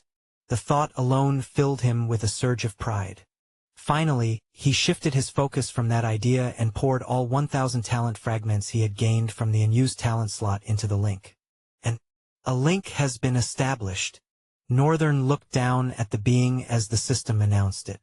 Immediately, a flood of sensations surged into his mind.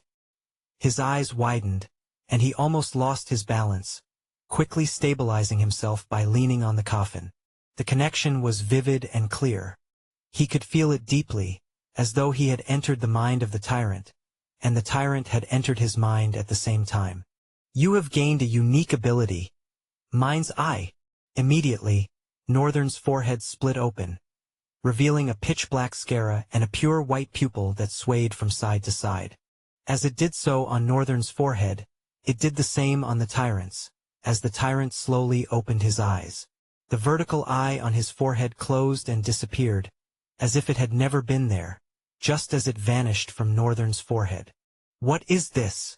Northern quickly touched his forehead, realizing the eye was gone. It felt like someone was seeing directly into and through my mind.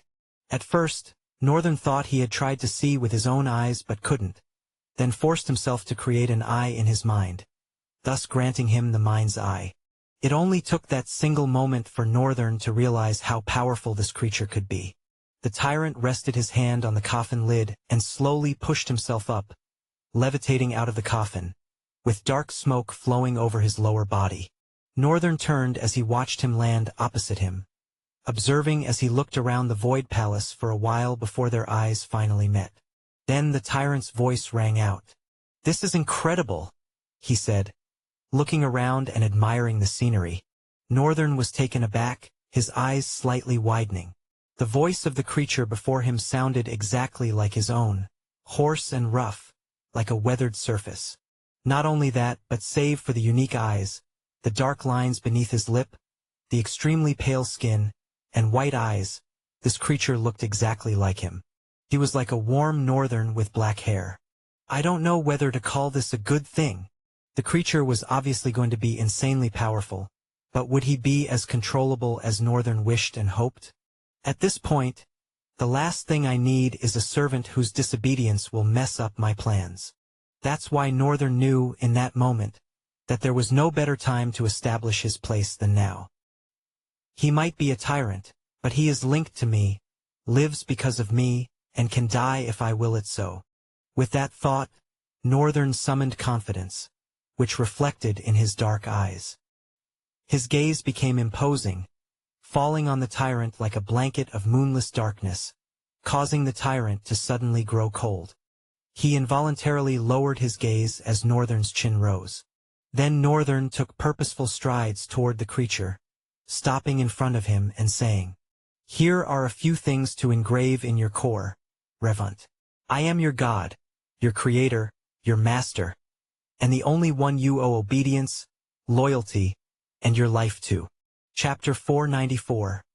A Burden Worth Bearing. Northern observed Revunt for a few seconds after speaking. The tender-looking tyrant for a moment had a line of defiance laced upon his brows. Then he breathed, closing his eyes for a moment and opening them before saying, "Yes, I understand from the first moment I opened my eyes. You didn't need to get all defensive. But then, I understand that you—" He looked at his hands as he continued. "Even though I don't know so much about myself right now, I immediately know that I am a preeminent being. One whose power is imperious enough for you to feel fear." He paused, bringing his face to Northern and staring with an almost blank expression, only a small smile lacing his lips. After which he resumed, "I owe my life to you, my loyalty and obedience. I have peered into your head and determined that you have what it takes to be my master. For now." Northern frowned at the last two words. "What does that imply?" he inquired, disturbed. "It means that should I attain a point where I can break free from you, I won't hesitate to do so, except if even by then you are worth serving." Northern curled a corner of his lips and let loose a smidge of a scoff. "Then should I just get rid of you now? That will mean you are scared of standing up to the challenge to be better. I do not threaten you. Right now, you are quite an astounding existence for a human. But in the end, you are only human. Should I have the power to not serve you, a human, I will not serve you. And if I'm a human far stronger than you could ever be by then?" A small smile adorned Revunt's face. "Now that's the enthusiasm I seek. I have seen your life in your old world and this new one, and I am sure that there are many unanswered mysteries surrounding your existence. Puts me on my toes.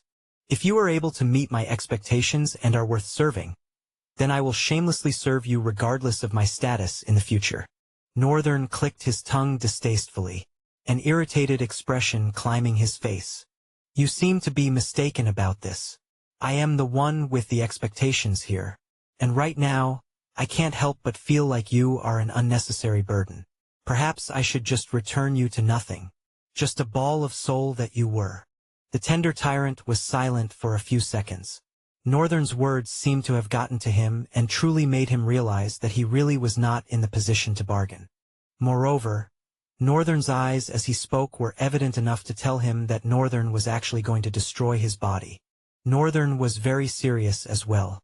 Revunt stood there slightly shaken by the reality that he might go back to being nothing when he just gained life. A few seconds later, he lowered one leg and dropped down, bowing his head. "I apologize for my temerity." Northern observed his demeanor for a while. It seems he is humble enough to realize that his pride means nothing right now and could cause destruction for him. However, it does not change what he said earlier. I don't know if I need a servant who will be watching if I am worth serving or not.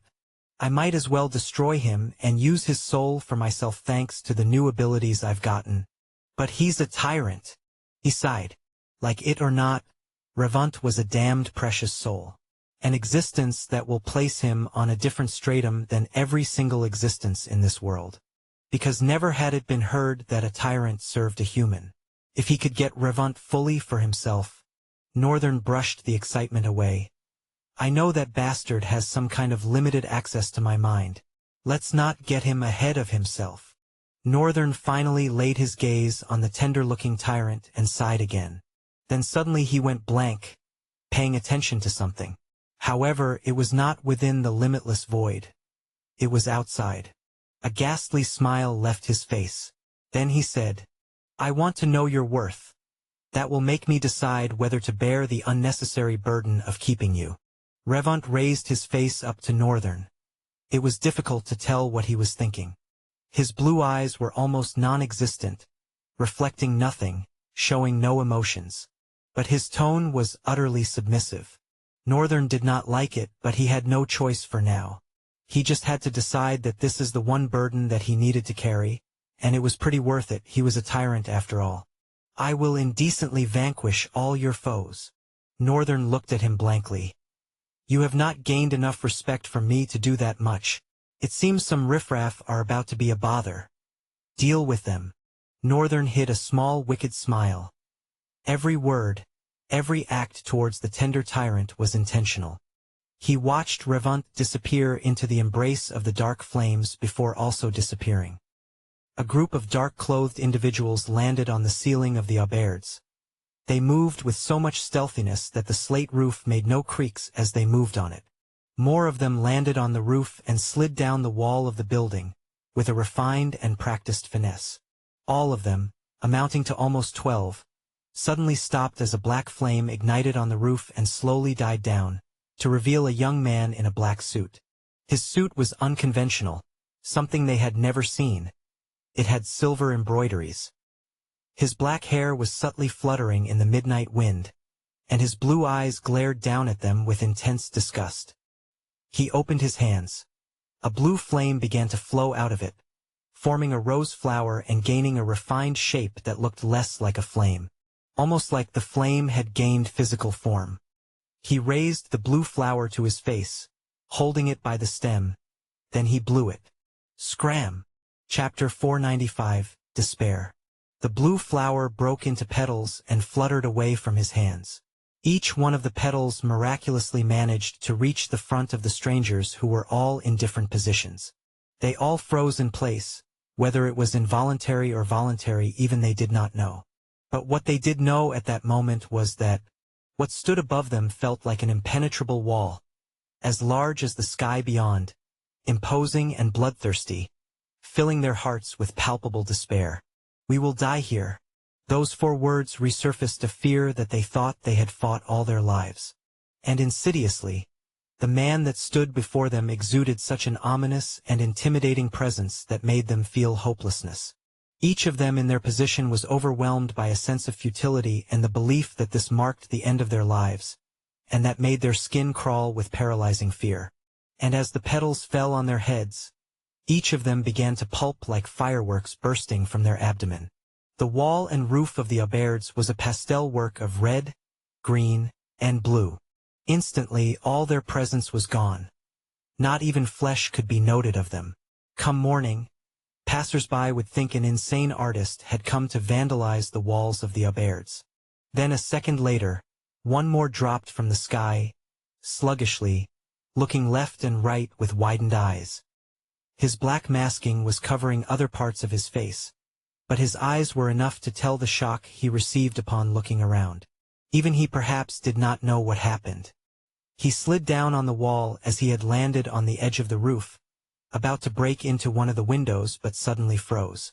Behind him, impossibly standing on the wall, the dark-haired, enchanting man looked at him with an interesting smile. "What a stray you are," Revant said with a silly tone. He tapped the back of the intruder once, using his index finger, saying, "There you go." Right away, the intruder felt something change within his body. Even he did not know. He couldn't move, nor could he feel anything. His entire body and senses felt numb. All he could do was see, but what he was seeing was not even registering as any sort of information in his head. In a way, he had suddenly become a living puppet. Do you know despair is foundational to sensibility, and is the balance between emotional states and the broader spectrum of human perception? He closed his eyes, savored the taste of the man's despair. Sweet. I wonder how I didn't know I could do this until now.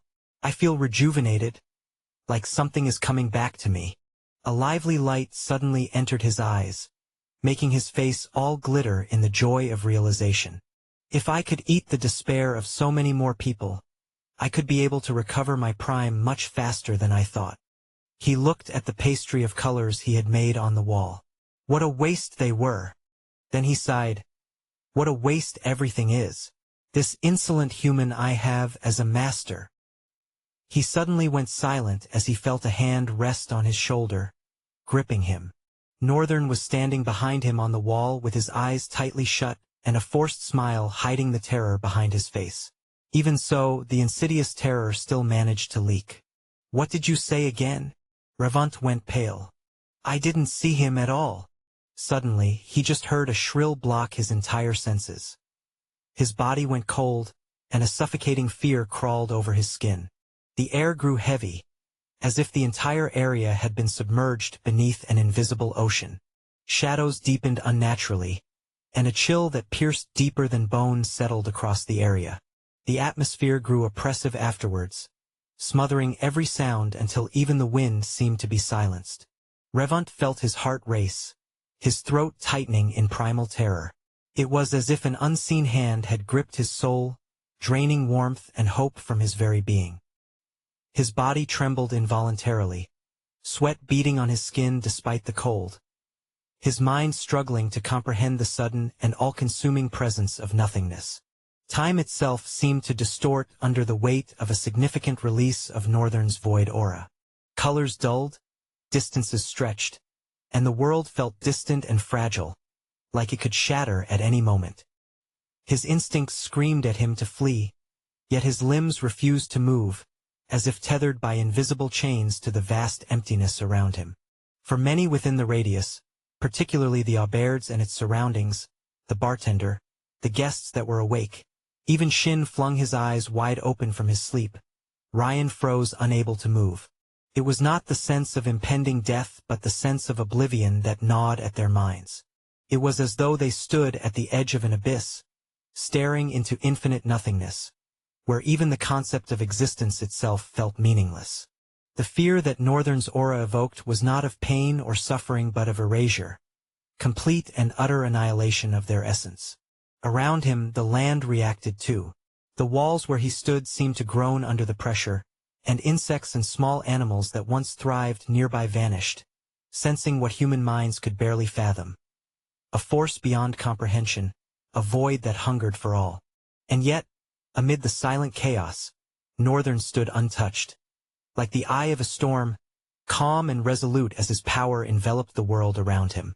What did I say about proving your worth to me again? It seems you underestimate me greatly, Revant. Beneath Northern's powerful aura, the fresh tyrant could not utter a word. He shook, painstakingly fighting the urge to resist, at least force his limbs to move. But it was all futile. And then he realized that while he had been subjected to the same emotion he deems himself a tyranny of. Despair. Chapter 496. Master of Chaos. Revant tried to speak, but his mouth was visibly trembling.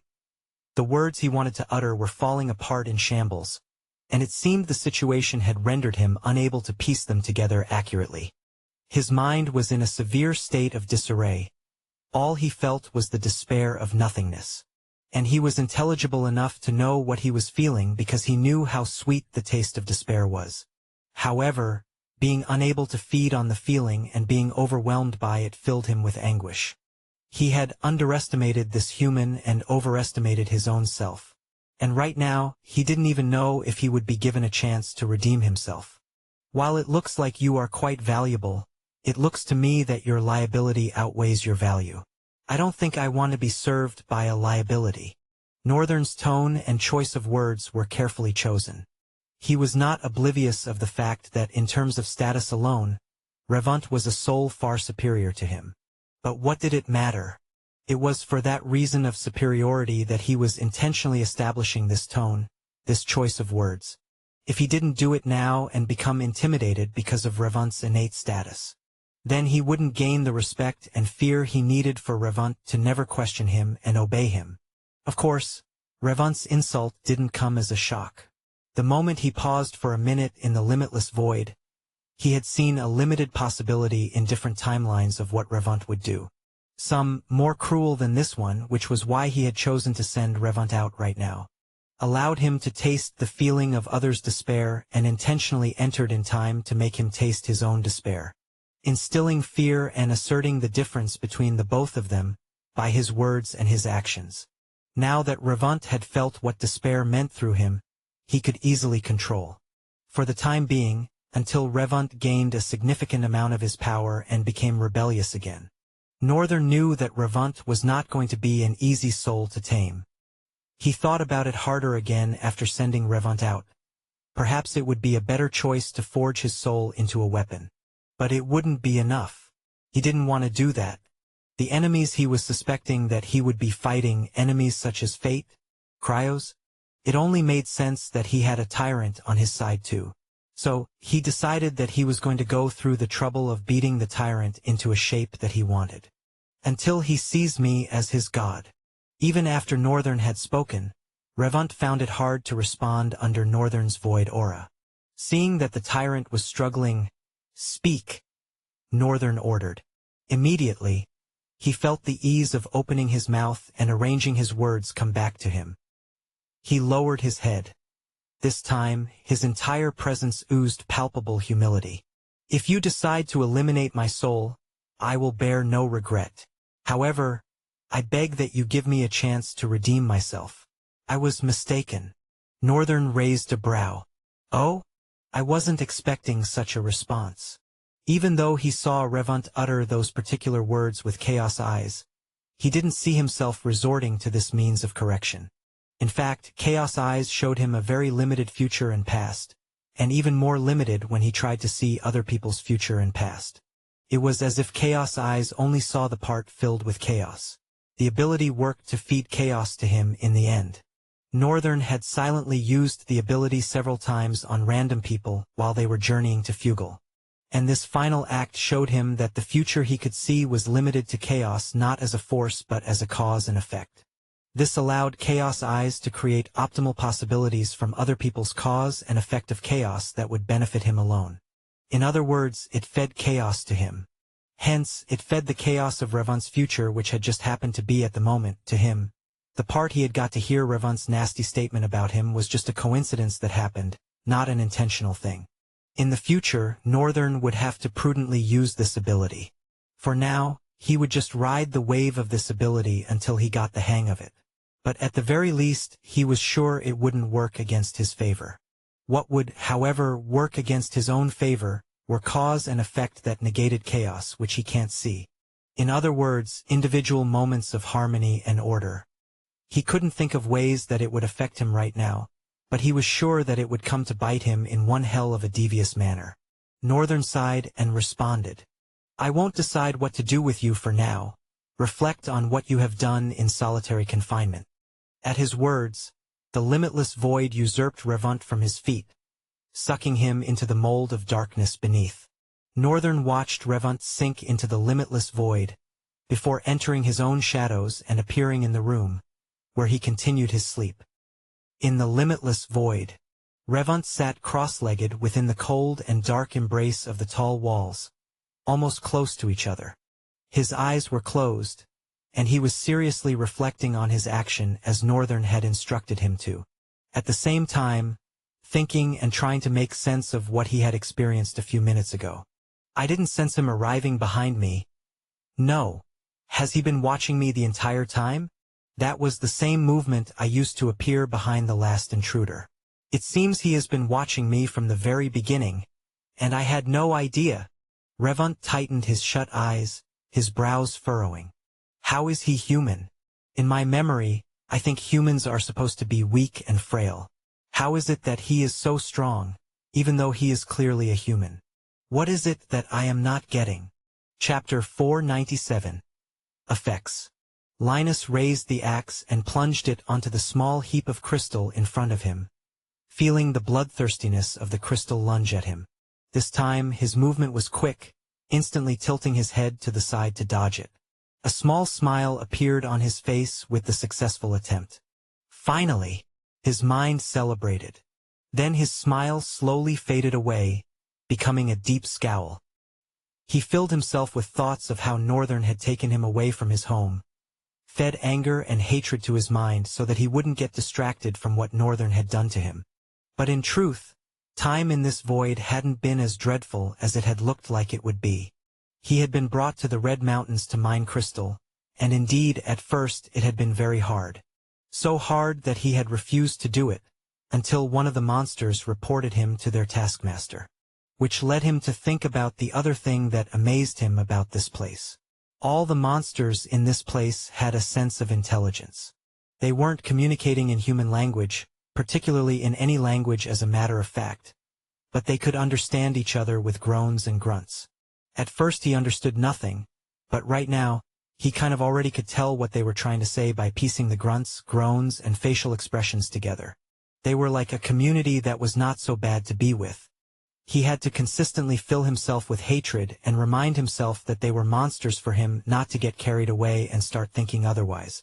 With serious beating from the taskmaster who had his eyes embedded in his maws, and after several futile attempts to take down the monster, he eventually gave in, with no choice but to mine as he had been instructed to. He mined and mined and mined, until one day he began to realize he was being cut by the red crystals. The cuts were so sharp that his dull senses had never noted them. Even though Linus felt he was strong and perceptive, he was not perceptive enough to sense the cuts. Only after getting used to them did he begin to perceive them, and because of it, his sense of perception reached a new height. A realization dawned on Linus at that moment. He was weak. He had all the fancy abilities and armor and potential, had learned amazing heritage and gained their abilities, but faced with an ordinary crystal that turned its bloodlust into tiny invisible blades, he was utterly weak. This caused him to humble himself and begin to learn. He began to pay attention to the cuts. After a while, he was able to see them coming. Even though he could see them coming, he wasn't able to avoid them. He tried several thousand times, but it was to no avail. He would give up at a point and just focus on mining, but would soon regain the resolve to continue. Soon, Linus became the most hardworking miner in the red mines. The only breaks he had were meal breaks. Monsters would break a red berry fruit that grew towards the Void Palace, and it tasted really good. He was growing tired of eating just red berry fruits, though, but he could understand why they didn't seem to care. He and his buddies were the only ones they fed, and that red berry fruit was the only thing they were fed. He questioned it but never really understood why the monsters were not eating. They were not eating themselves, nor were they eating the berries. Amidst the wondering, he had focused on mining to the end that he would be able to dodge the attacks. He had also witnessed several things in the process. The sudden cleave of the entire Soulscape, the devastating battle between Northern and a vicious-looking monster that he had no idea what was. And he had seen Northern win each time, which had caused him to question if he would ever be able to defeat a monster of that caliber. At first, he felt hopeless at his situation. The only thing he was willing to do was mine. But recently something happened in the limitless void that he saw happen. Its ominously dark velvety blanket above the Soulscape stretched seemingly endlessly. The monsters began to undergo a subtle change. He couldn't even put his finger around it, but he knew that they had changed. They were more focused, less like monsters and more like humans. They suddenly gained the resolve and reasonability that they never had. It was easier to talk to them. They chuckled within conversation, could sympathize and empathize with themselves.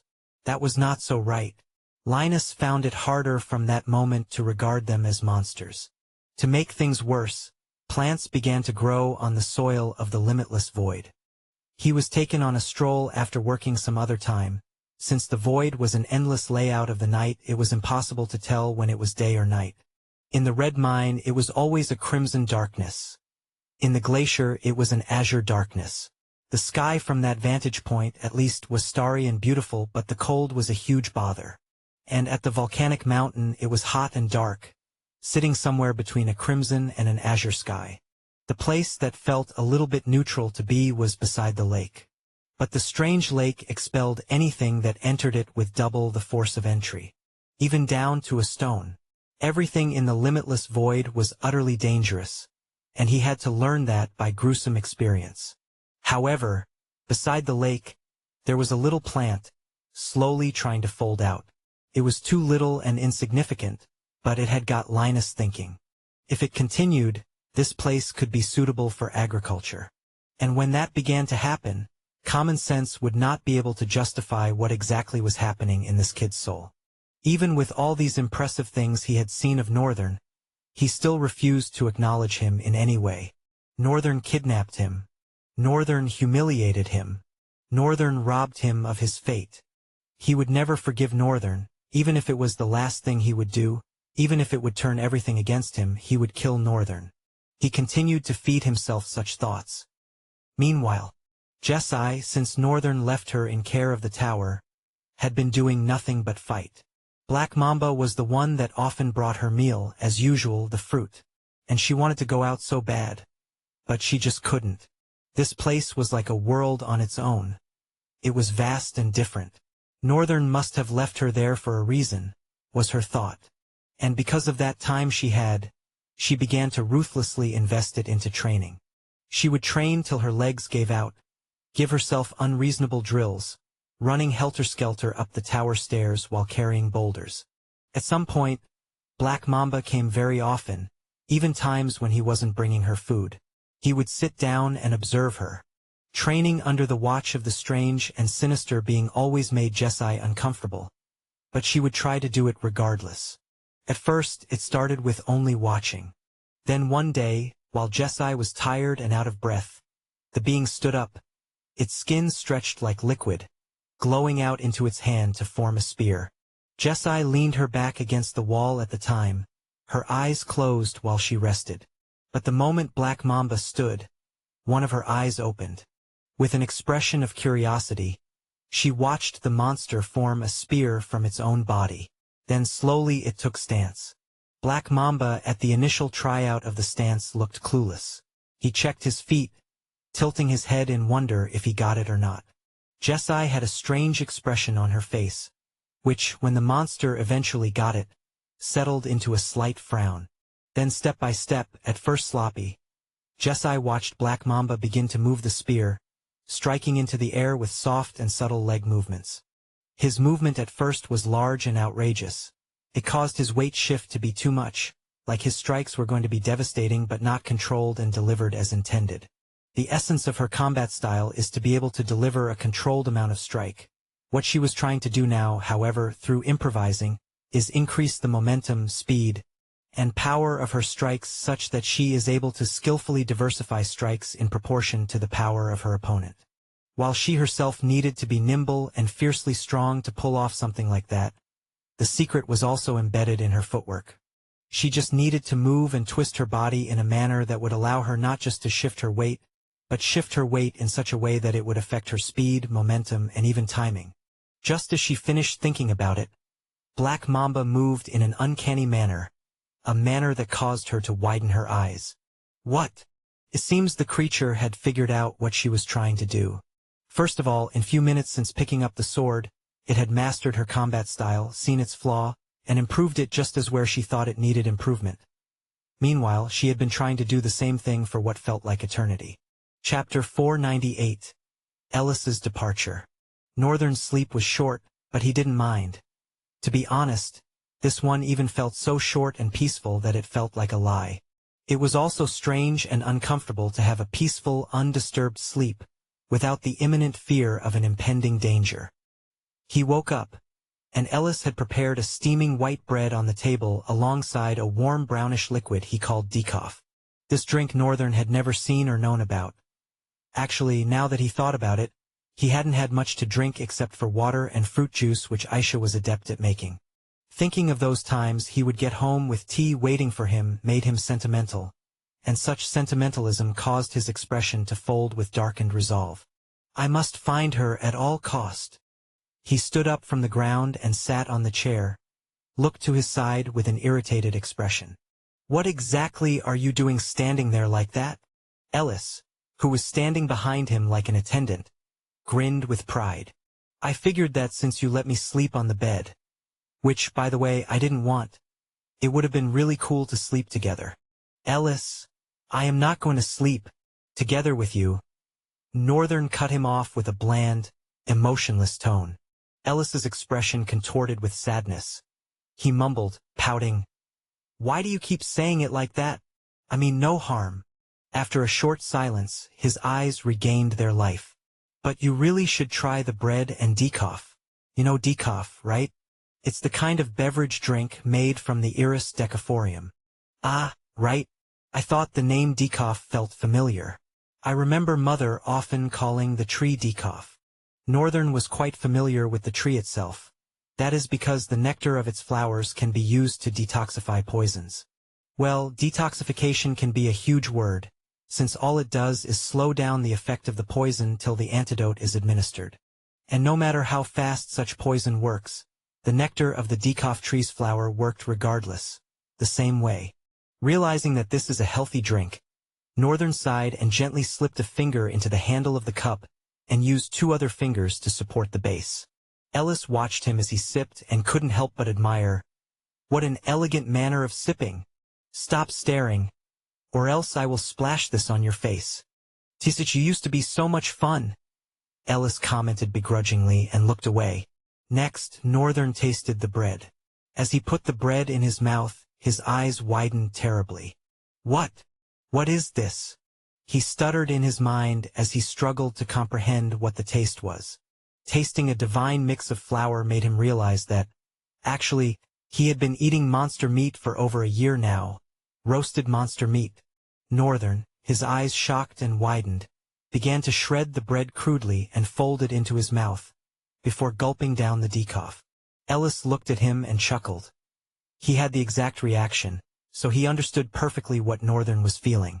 Whatever it was that they were eating while stranded in the dark continent, they had gotten so used to it that it served as the peak of delicacy.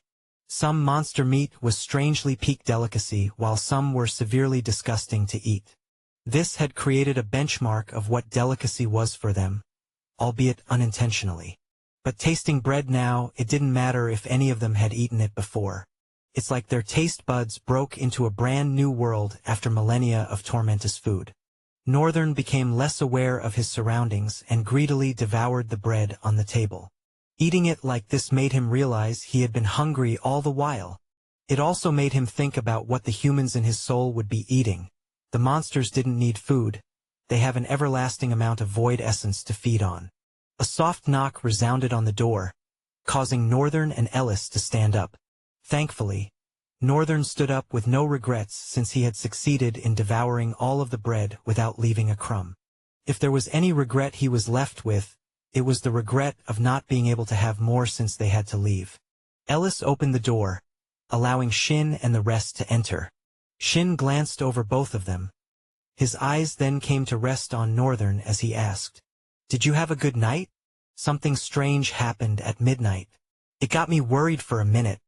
Shin held off on the rest of his words.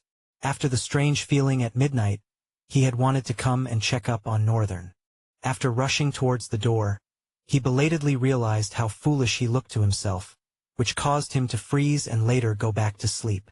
The fact that Northern was strong enough to take care of himself and, as a matter of fact, may have been the source of that devastating atmosphere struck and humbled him. It wasn't a proud feeling, but he had to come to terms with it either way. Behind him, Ryan and Reno stood in the hallway. Ryan, with his usual detached self, and Reno with a slight look of naivety. Throughout the journey, he had been silent and submissive. I felt it too. Aside from that part, I had a great night. Shin nodded. Well then, we can get moving? Yeah. Northern looked at Ellis. You need to part ways now, don't you? Ellis's expression became somber. He folded his hands and stubbornly looked away, stuttering. What do you mean? I'm still going with you. Northern smiled and said to him, It's fine, Ellis. I'm sure your parents have been waiting for you since the first day you left. You've turned out to be a very strong and dependable son. It's time for you to show your family how much you've grown. I believe we will see each other again. I will need you after all. But for now, your family needs you. Ellis's face crumpled, streams of tears running down his eyes and nose. He sniffed and rushed to hug Northern, who stood still without a flinch and silently tolerated the young boy who had always, since the beginning, tolerated him without complaints. Northern's mind raced through it all, causing him to sigh and raise a hand to pat Ellis's back. You will call me if you need me, right?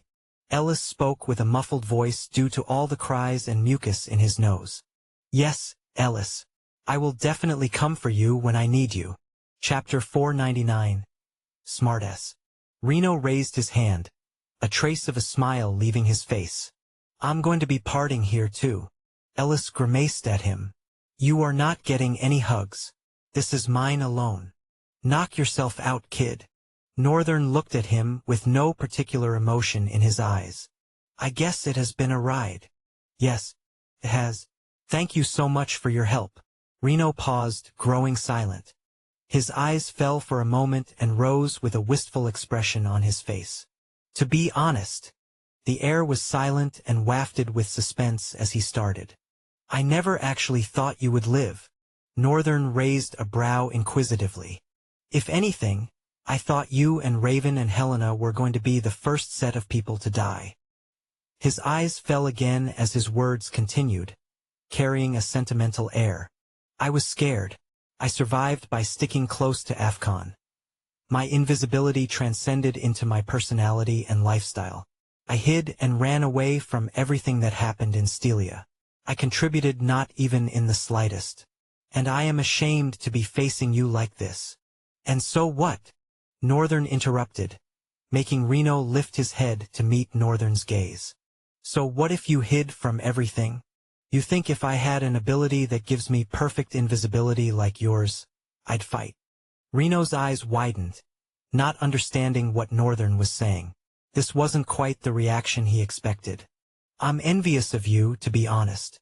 You can just steal cores from slain monsters, hide in a cave or something, and not really endanger yourself. The more Northern spoke, the more shocked Reno was by what Northern was saying. How?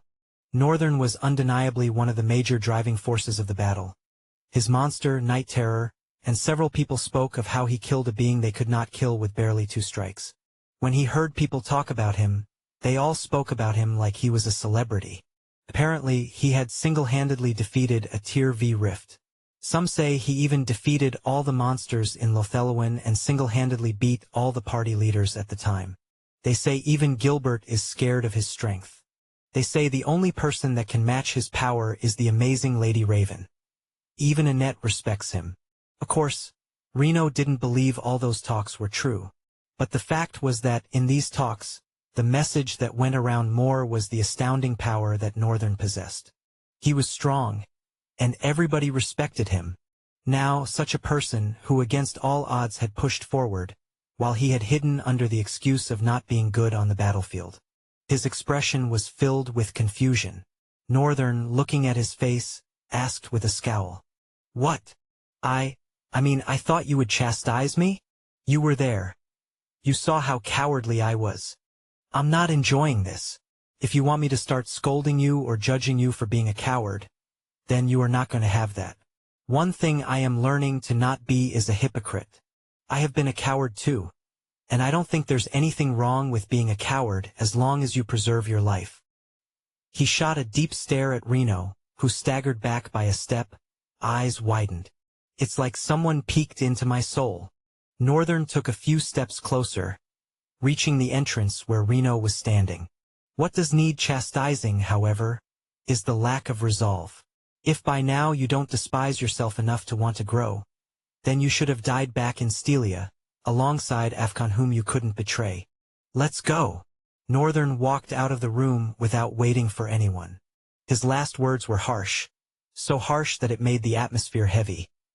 Everyone else felt pity for Reno, who had to hear something like that. Of course, everyone except Ryan, who had a forlorn look on his face. Shin bade Ellis farewell and tapped Reno's shoulder on his way out. Ryan just went away silently, leaving Reno and Ellis in the room. It was awkward for a bit, but Ellis also managed to slip out. Reno was left. He sighed and looked up, then gritted his teeth. Soon, a smile parted his lips.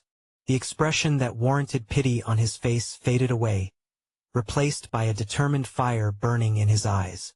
"Thanks, Sir Northern. That was all I needed to hear." He clenched his fist hard before leaving the room. Northern, Shin, Ryan, and Ellis checked out of the Aubaird's together. As they got out, Ellis waved them goodbye and trekked towards the left road. Afterwards, Northern and Ryan followed Shin towards the right. Now that it was daylight, the city called South Drywall could be vividly seen, a beauty that transcended what he had seen so far. But of course, Northern had not seen so much beauty as of now. South Drywall was a city etched beneath the towering spires of a grand citadel, unfurled in a breathtaking sprawl. A tapestry of ancient stone and sun-baked rooftops that gleamed in the morning light. The heart of the city was dominated by a colossal castle, its skyward-reaching towers piercing the clouds like the fingers of a divine hand.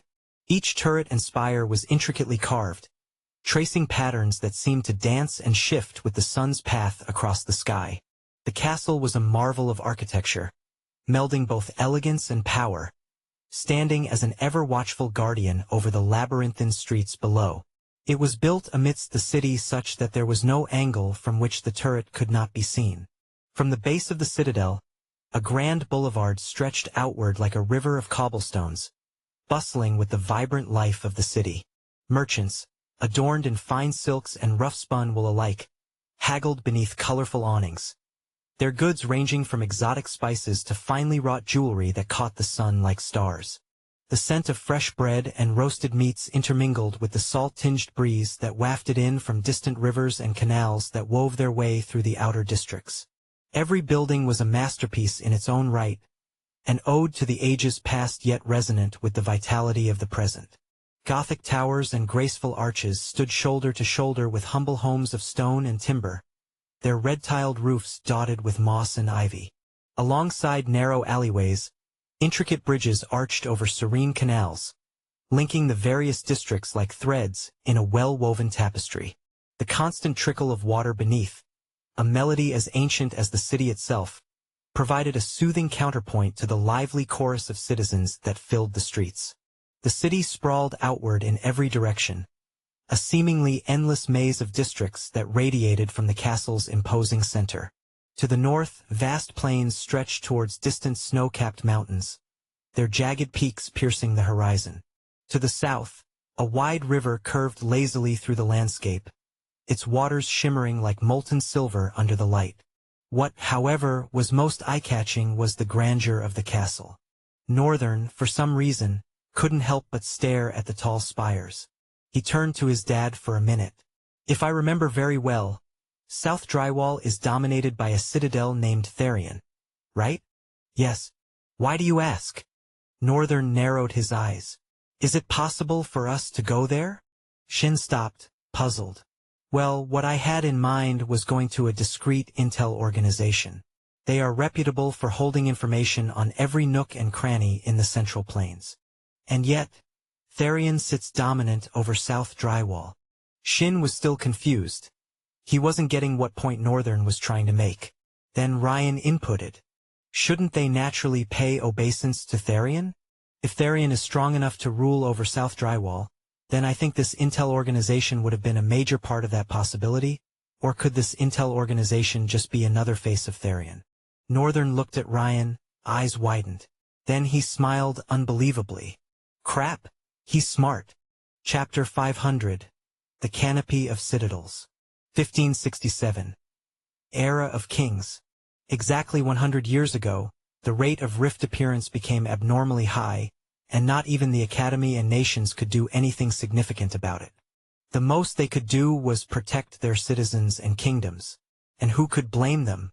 Even the great empire of Riemgard was limited in the things they could do to help independent areas, outskirts, and weaker nations. A man rose from nowhere at the time.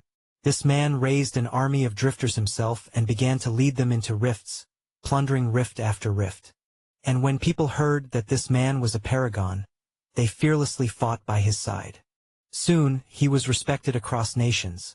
Weaker nations were under his dominance, and greater nations couldn't ignore his significance anymore. All of them wanted him. They wanted the might of a paragon. Not to mention, he was one hell of a strong man, who was not even intimidated by the Emperor of Riemgard at the time. Many more began to join his army. At the time, they called themselves the Revolutionaries. And they wanted to revolutionize the age of monarchs. The march and defeat of more and more rifts, regardless of tiers, led more drifters to join their ranks. Even prestigious drifters who graduated from the academy couldn't resist the call to a new age. Soon, a banner was raised, giving birth to a canopy known as the Citadel. Soon, that citadel became a canopy that not only covered and protected drifters but also managed them. This was after the Paragon and the strongest drifters in this revolutionary army came together to form a round table of officials and called themselves the government that would govern the authority of the kings. Of course, an endearing act such as this rose an age of war where kingdoms allied to put down this great force. But they witnessed the power of people such that even soldiers and knights believed in the age that this man preached and became a part of the revolutionary army. And through it all, the empire sat out of all of it. Many kings suspected that the emperor had struck some kind of deal with this man, because all their hope was on the fact that one movement from the empire was going to quench this frivolous movement. Their hopes were shattered when the empire did not interfere no matter what happened. It was during this age that several nations lost their territory, the term free territory became a thing, and cities began to demand monopoly. After the government was established, the citadel became an even stronger forte. Branches were built in every city to oversee the appearance of rifts and assemble and dispatch drifters who would immediately venture into these rifts and close them. It was then essential for a drifter to be under the canopy of a citadel to function as they ought. They provided drifters with the fundamental knowledge and techniques they needed to be able to kill a monster, protect themselves, and survive in a rift. Over the flow of time, their influence grew, coalescing to build a stark authority over rifts for them, one that nations did not even have. A citadel became an essential need for every drifter, both those that attended and graduated from the academy, and those that didn't. Of course, this feat was led by a man known as the Major Asentalsgafair. The first government official to become a paragon and also, at the time, was the Major General of the army. Moreover, he was a force that unified those that wanted to be released from the rule of kings. He then created the ideology that the people could choose their own leader. This unified force became a country where the people were granted the free will to choose their own leader by a system of voting. His age was truly the age of the government. Monarchs shivered at the sound of his voice. He was a force that no one could resist reckoning with. Sadly, he led a voyage to the northern continent, from which he never came back. No one knows if he even ever made it. But one of his feats was making everything that the drifter needed to do in order to be a drifter revolve around the citadel. However, after his death, his partners began to fall into corruption. They wanted to rule, they manipulated the people and their choices. Soon, their greed led to their division. Influential officials and drifters began to demand the right to break away from the citadel and create a citadel of their own, one that operated on private grounds. And over time, private citadels came into existence. Families and clans came together to create their own citadels, buying from the government the right to own a rift and function as a citadel ought to. This caused the government to lose their significance, although the usurped authority of monarchs was not returned to them. Instead, it was a new rise of power. Clans raised their banners, and the world progressed into an age where clans gained enough power to conquer even nations, by raising armies, accepting and adopting drifters, all for the purpose of building the strongest. This age was the rise of influential clans such as the Kageyama clan, the Johnson, Beeson, Asteroth, Straville, and several other clans that held authorities that could rival nations. This new age gave birth to new and untamable ideologies, where private citadels rose to usurp authority from the government in a certain city if their activities were being hindered, and public citadels rose to usurp authority of a city from a nation if their activities were also being hindered. It was just a matter of controlling what the people think they wanted for themselves. As it turns out, to control the desires of people was a very easy thing to do. The other part of it that was not easy, however, was gaining incredibly strong drifters. Which was why even till now, citadels are always on the lookout for strong drifters. Ones with the potential to become a paragon before they die, lose a limb, or retire. Because with a paragon among them, a citadel could even overtake a nation and no one would interfere. Even though the Intel organization was not exclusively a citadel, they operated on almost the same ground. Therion rose and usurped South Drywall from the Drywall Kingdom. Northern didn't want to believe that was just an ordinary phenomenon. And just as he stared at the citadel's spires, a gruesome past played out quickly before his eyes. A carnage that was spewed for this citadel to rise above this city. He didn't have all his answers from the vision of the past, but what he saw posed a notion that there is no way in hell that Therion would know that this discrete organization exists and not have eradicated them. Or else this discrete organization was Therion itself. Now, what exactly was the problem of all this? Northern just didn't like the fact that he was going to be monitored and lied to. Intel organizations were meant to function as ghosts, for the sole purpose of providing information at a cost. If the Intel organization truly works for Therion, then it is Therion's method of monitoring every single thing that goes on in the city. Northern didn't want to have anyone snooping around his ass. So, he'd prefer to go straight into the eyes of the storm, of course, not without a plan. However, what just surprised him was Ryan's thought. Northern had known of Therion and the Intel organization link through his eyes. But surely, Ryan would have pieced things together just by what he knew. Northern did not know he was that smart. In fact, Northern realized now, he didn't even know Ryan at all. If you want access to fast updates or the full novel in high-quality audio, contact me now and buy. I offer over 300 complete audiobooks from Pocket FM, Webnovel, Audible, and more. No locked episodes, no subscriptions, just one-time payment via PayPal or Ko-fi. Message me directly on Telegram or WhatsApp, or check out the full list of available novels on Discord. Start listening to your next favorite audiobook today.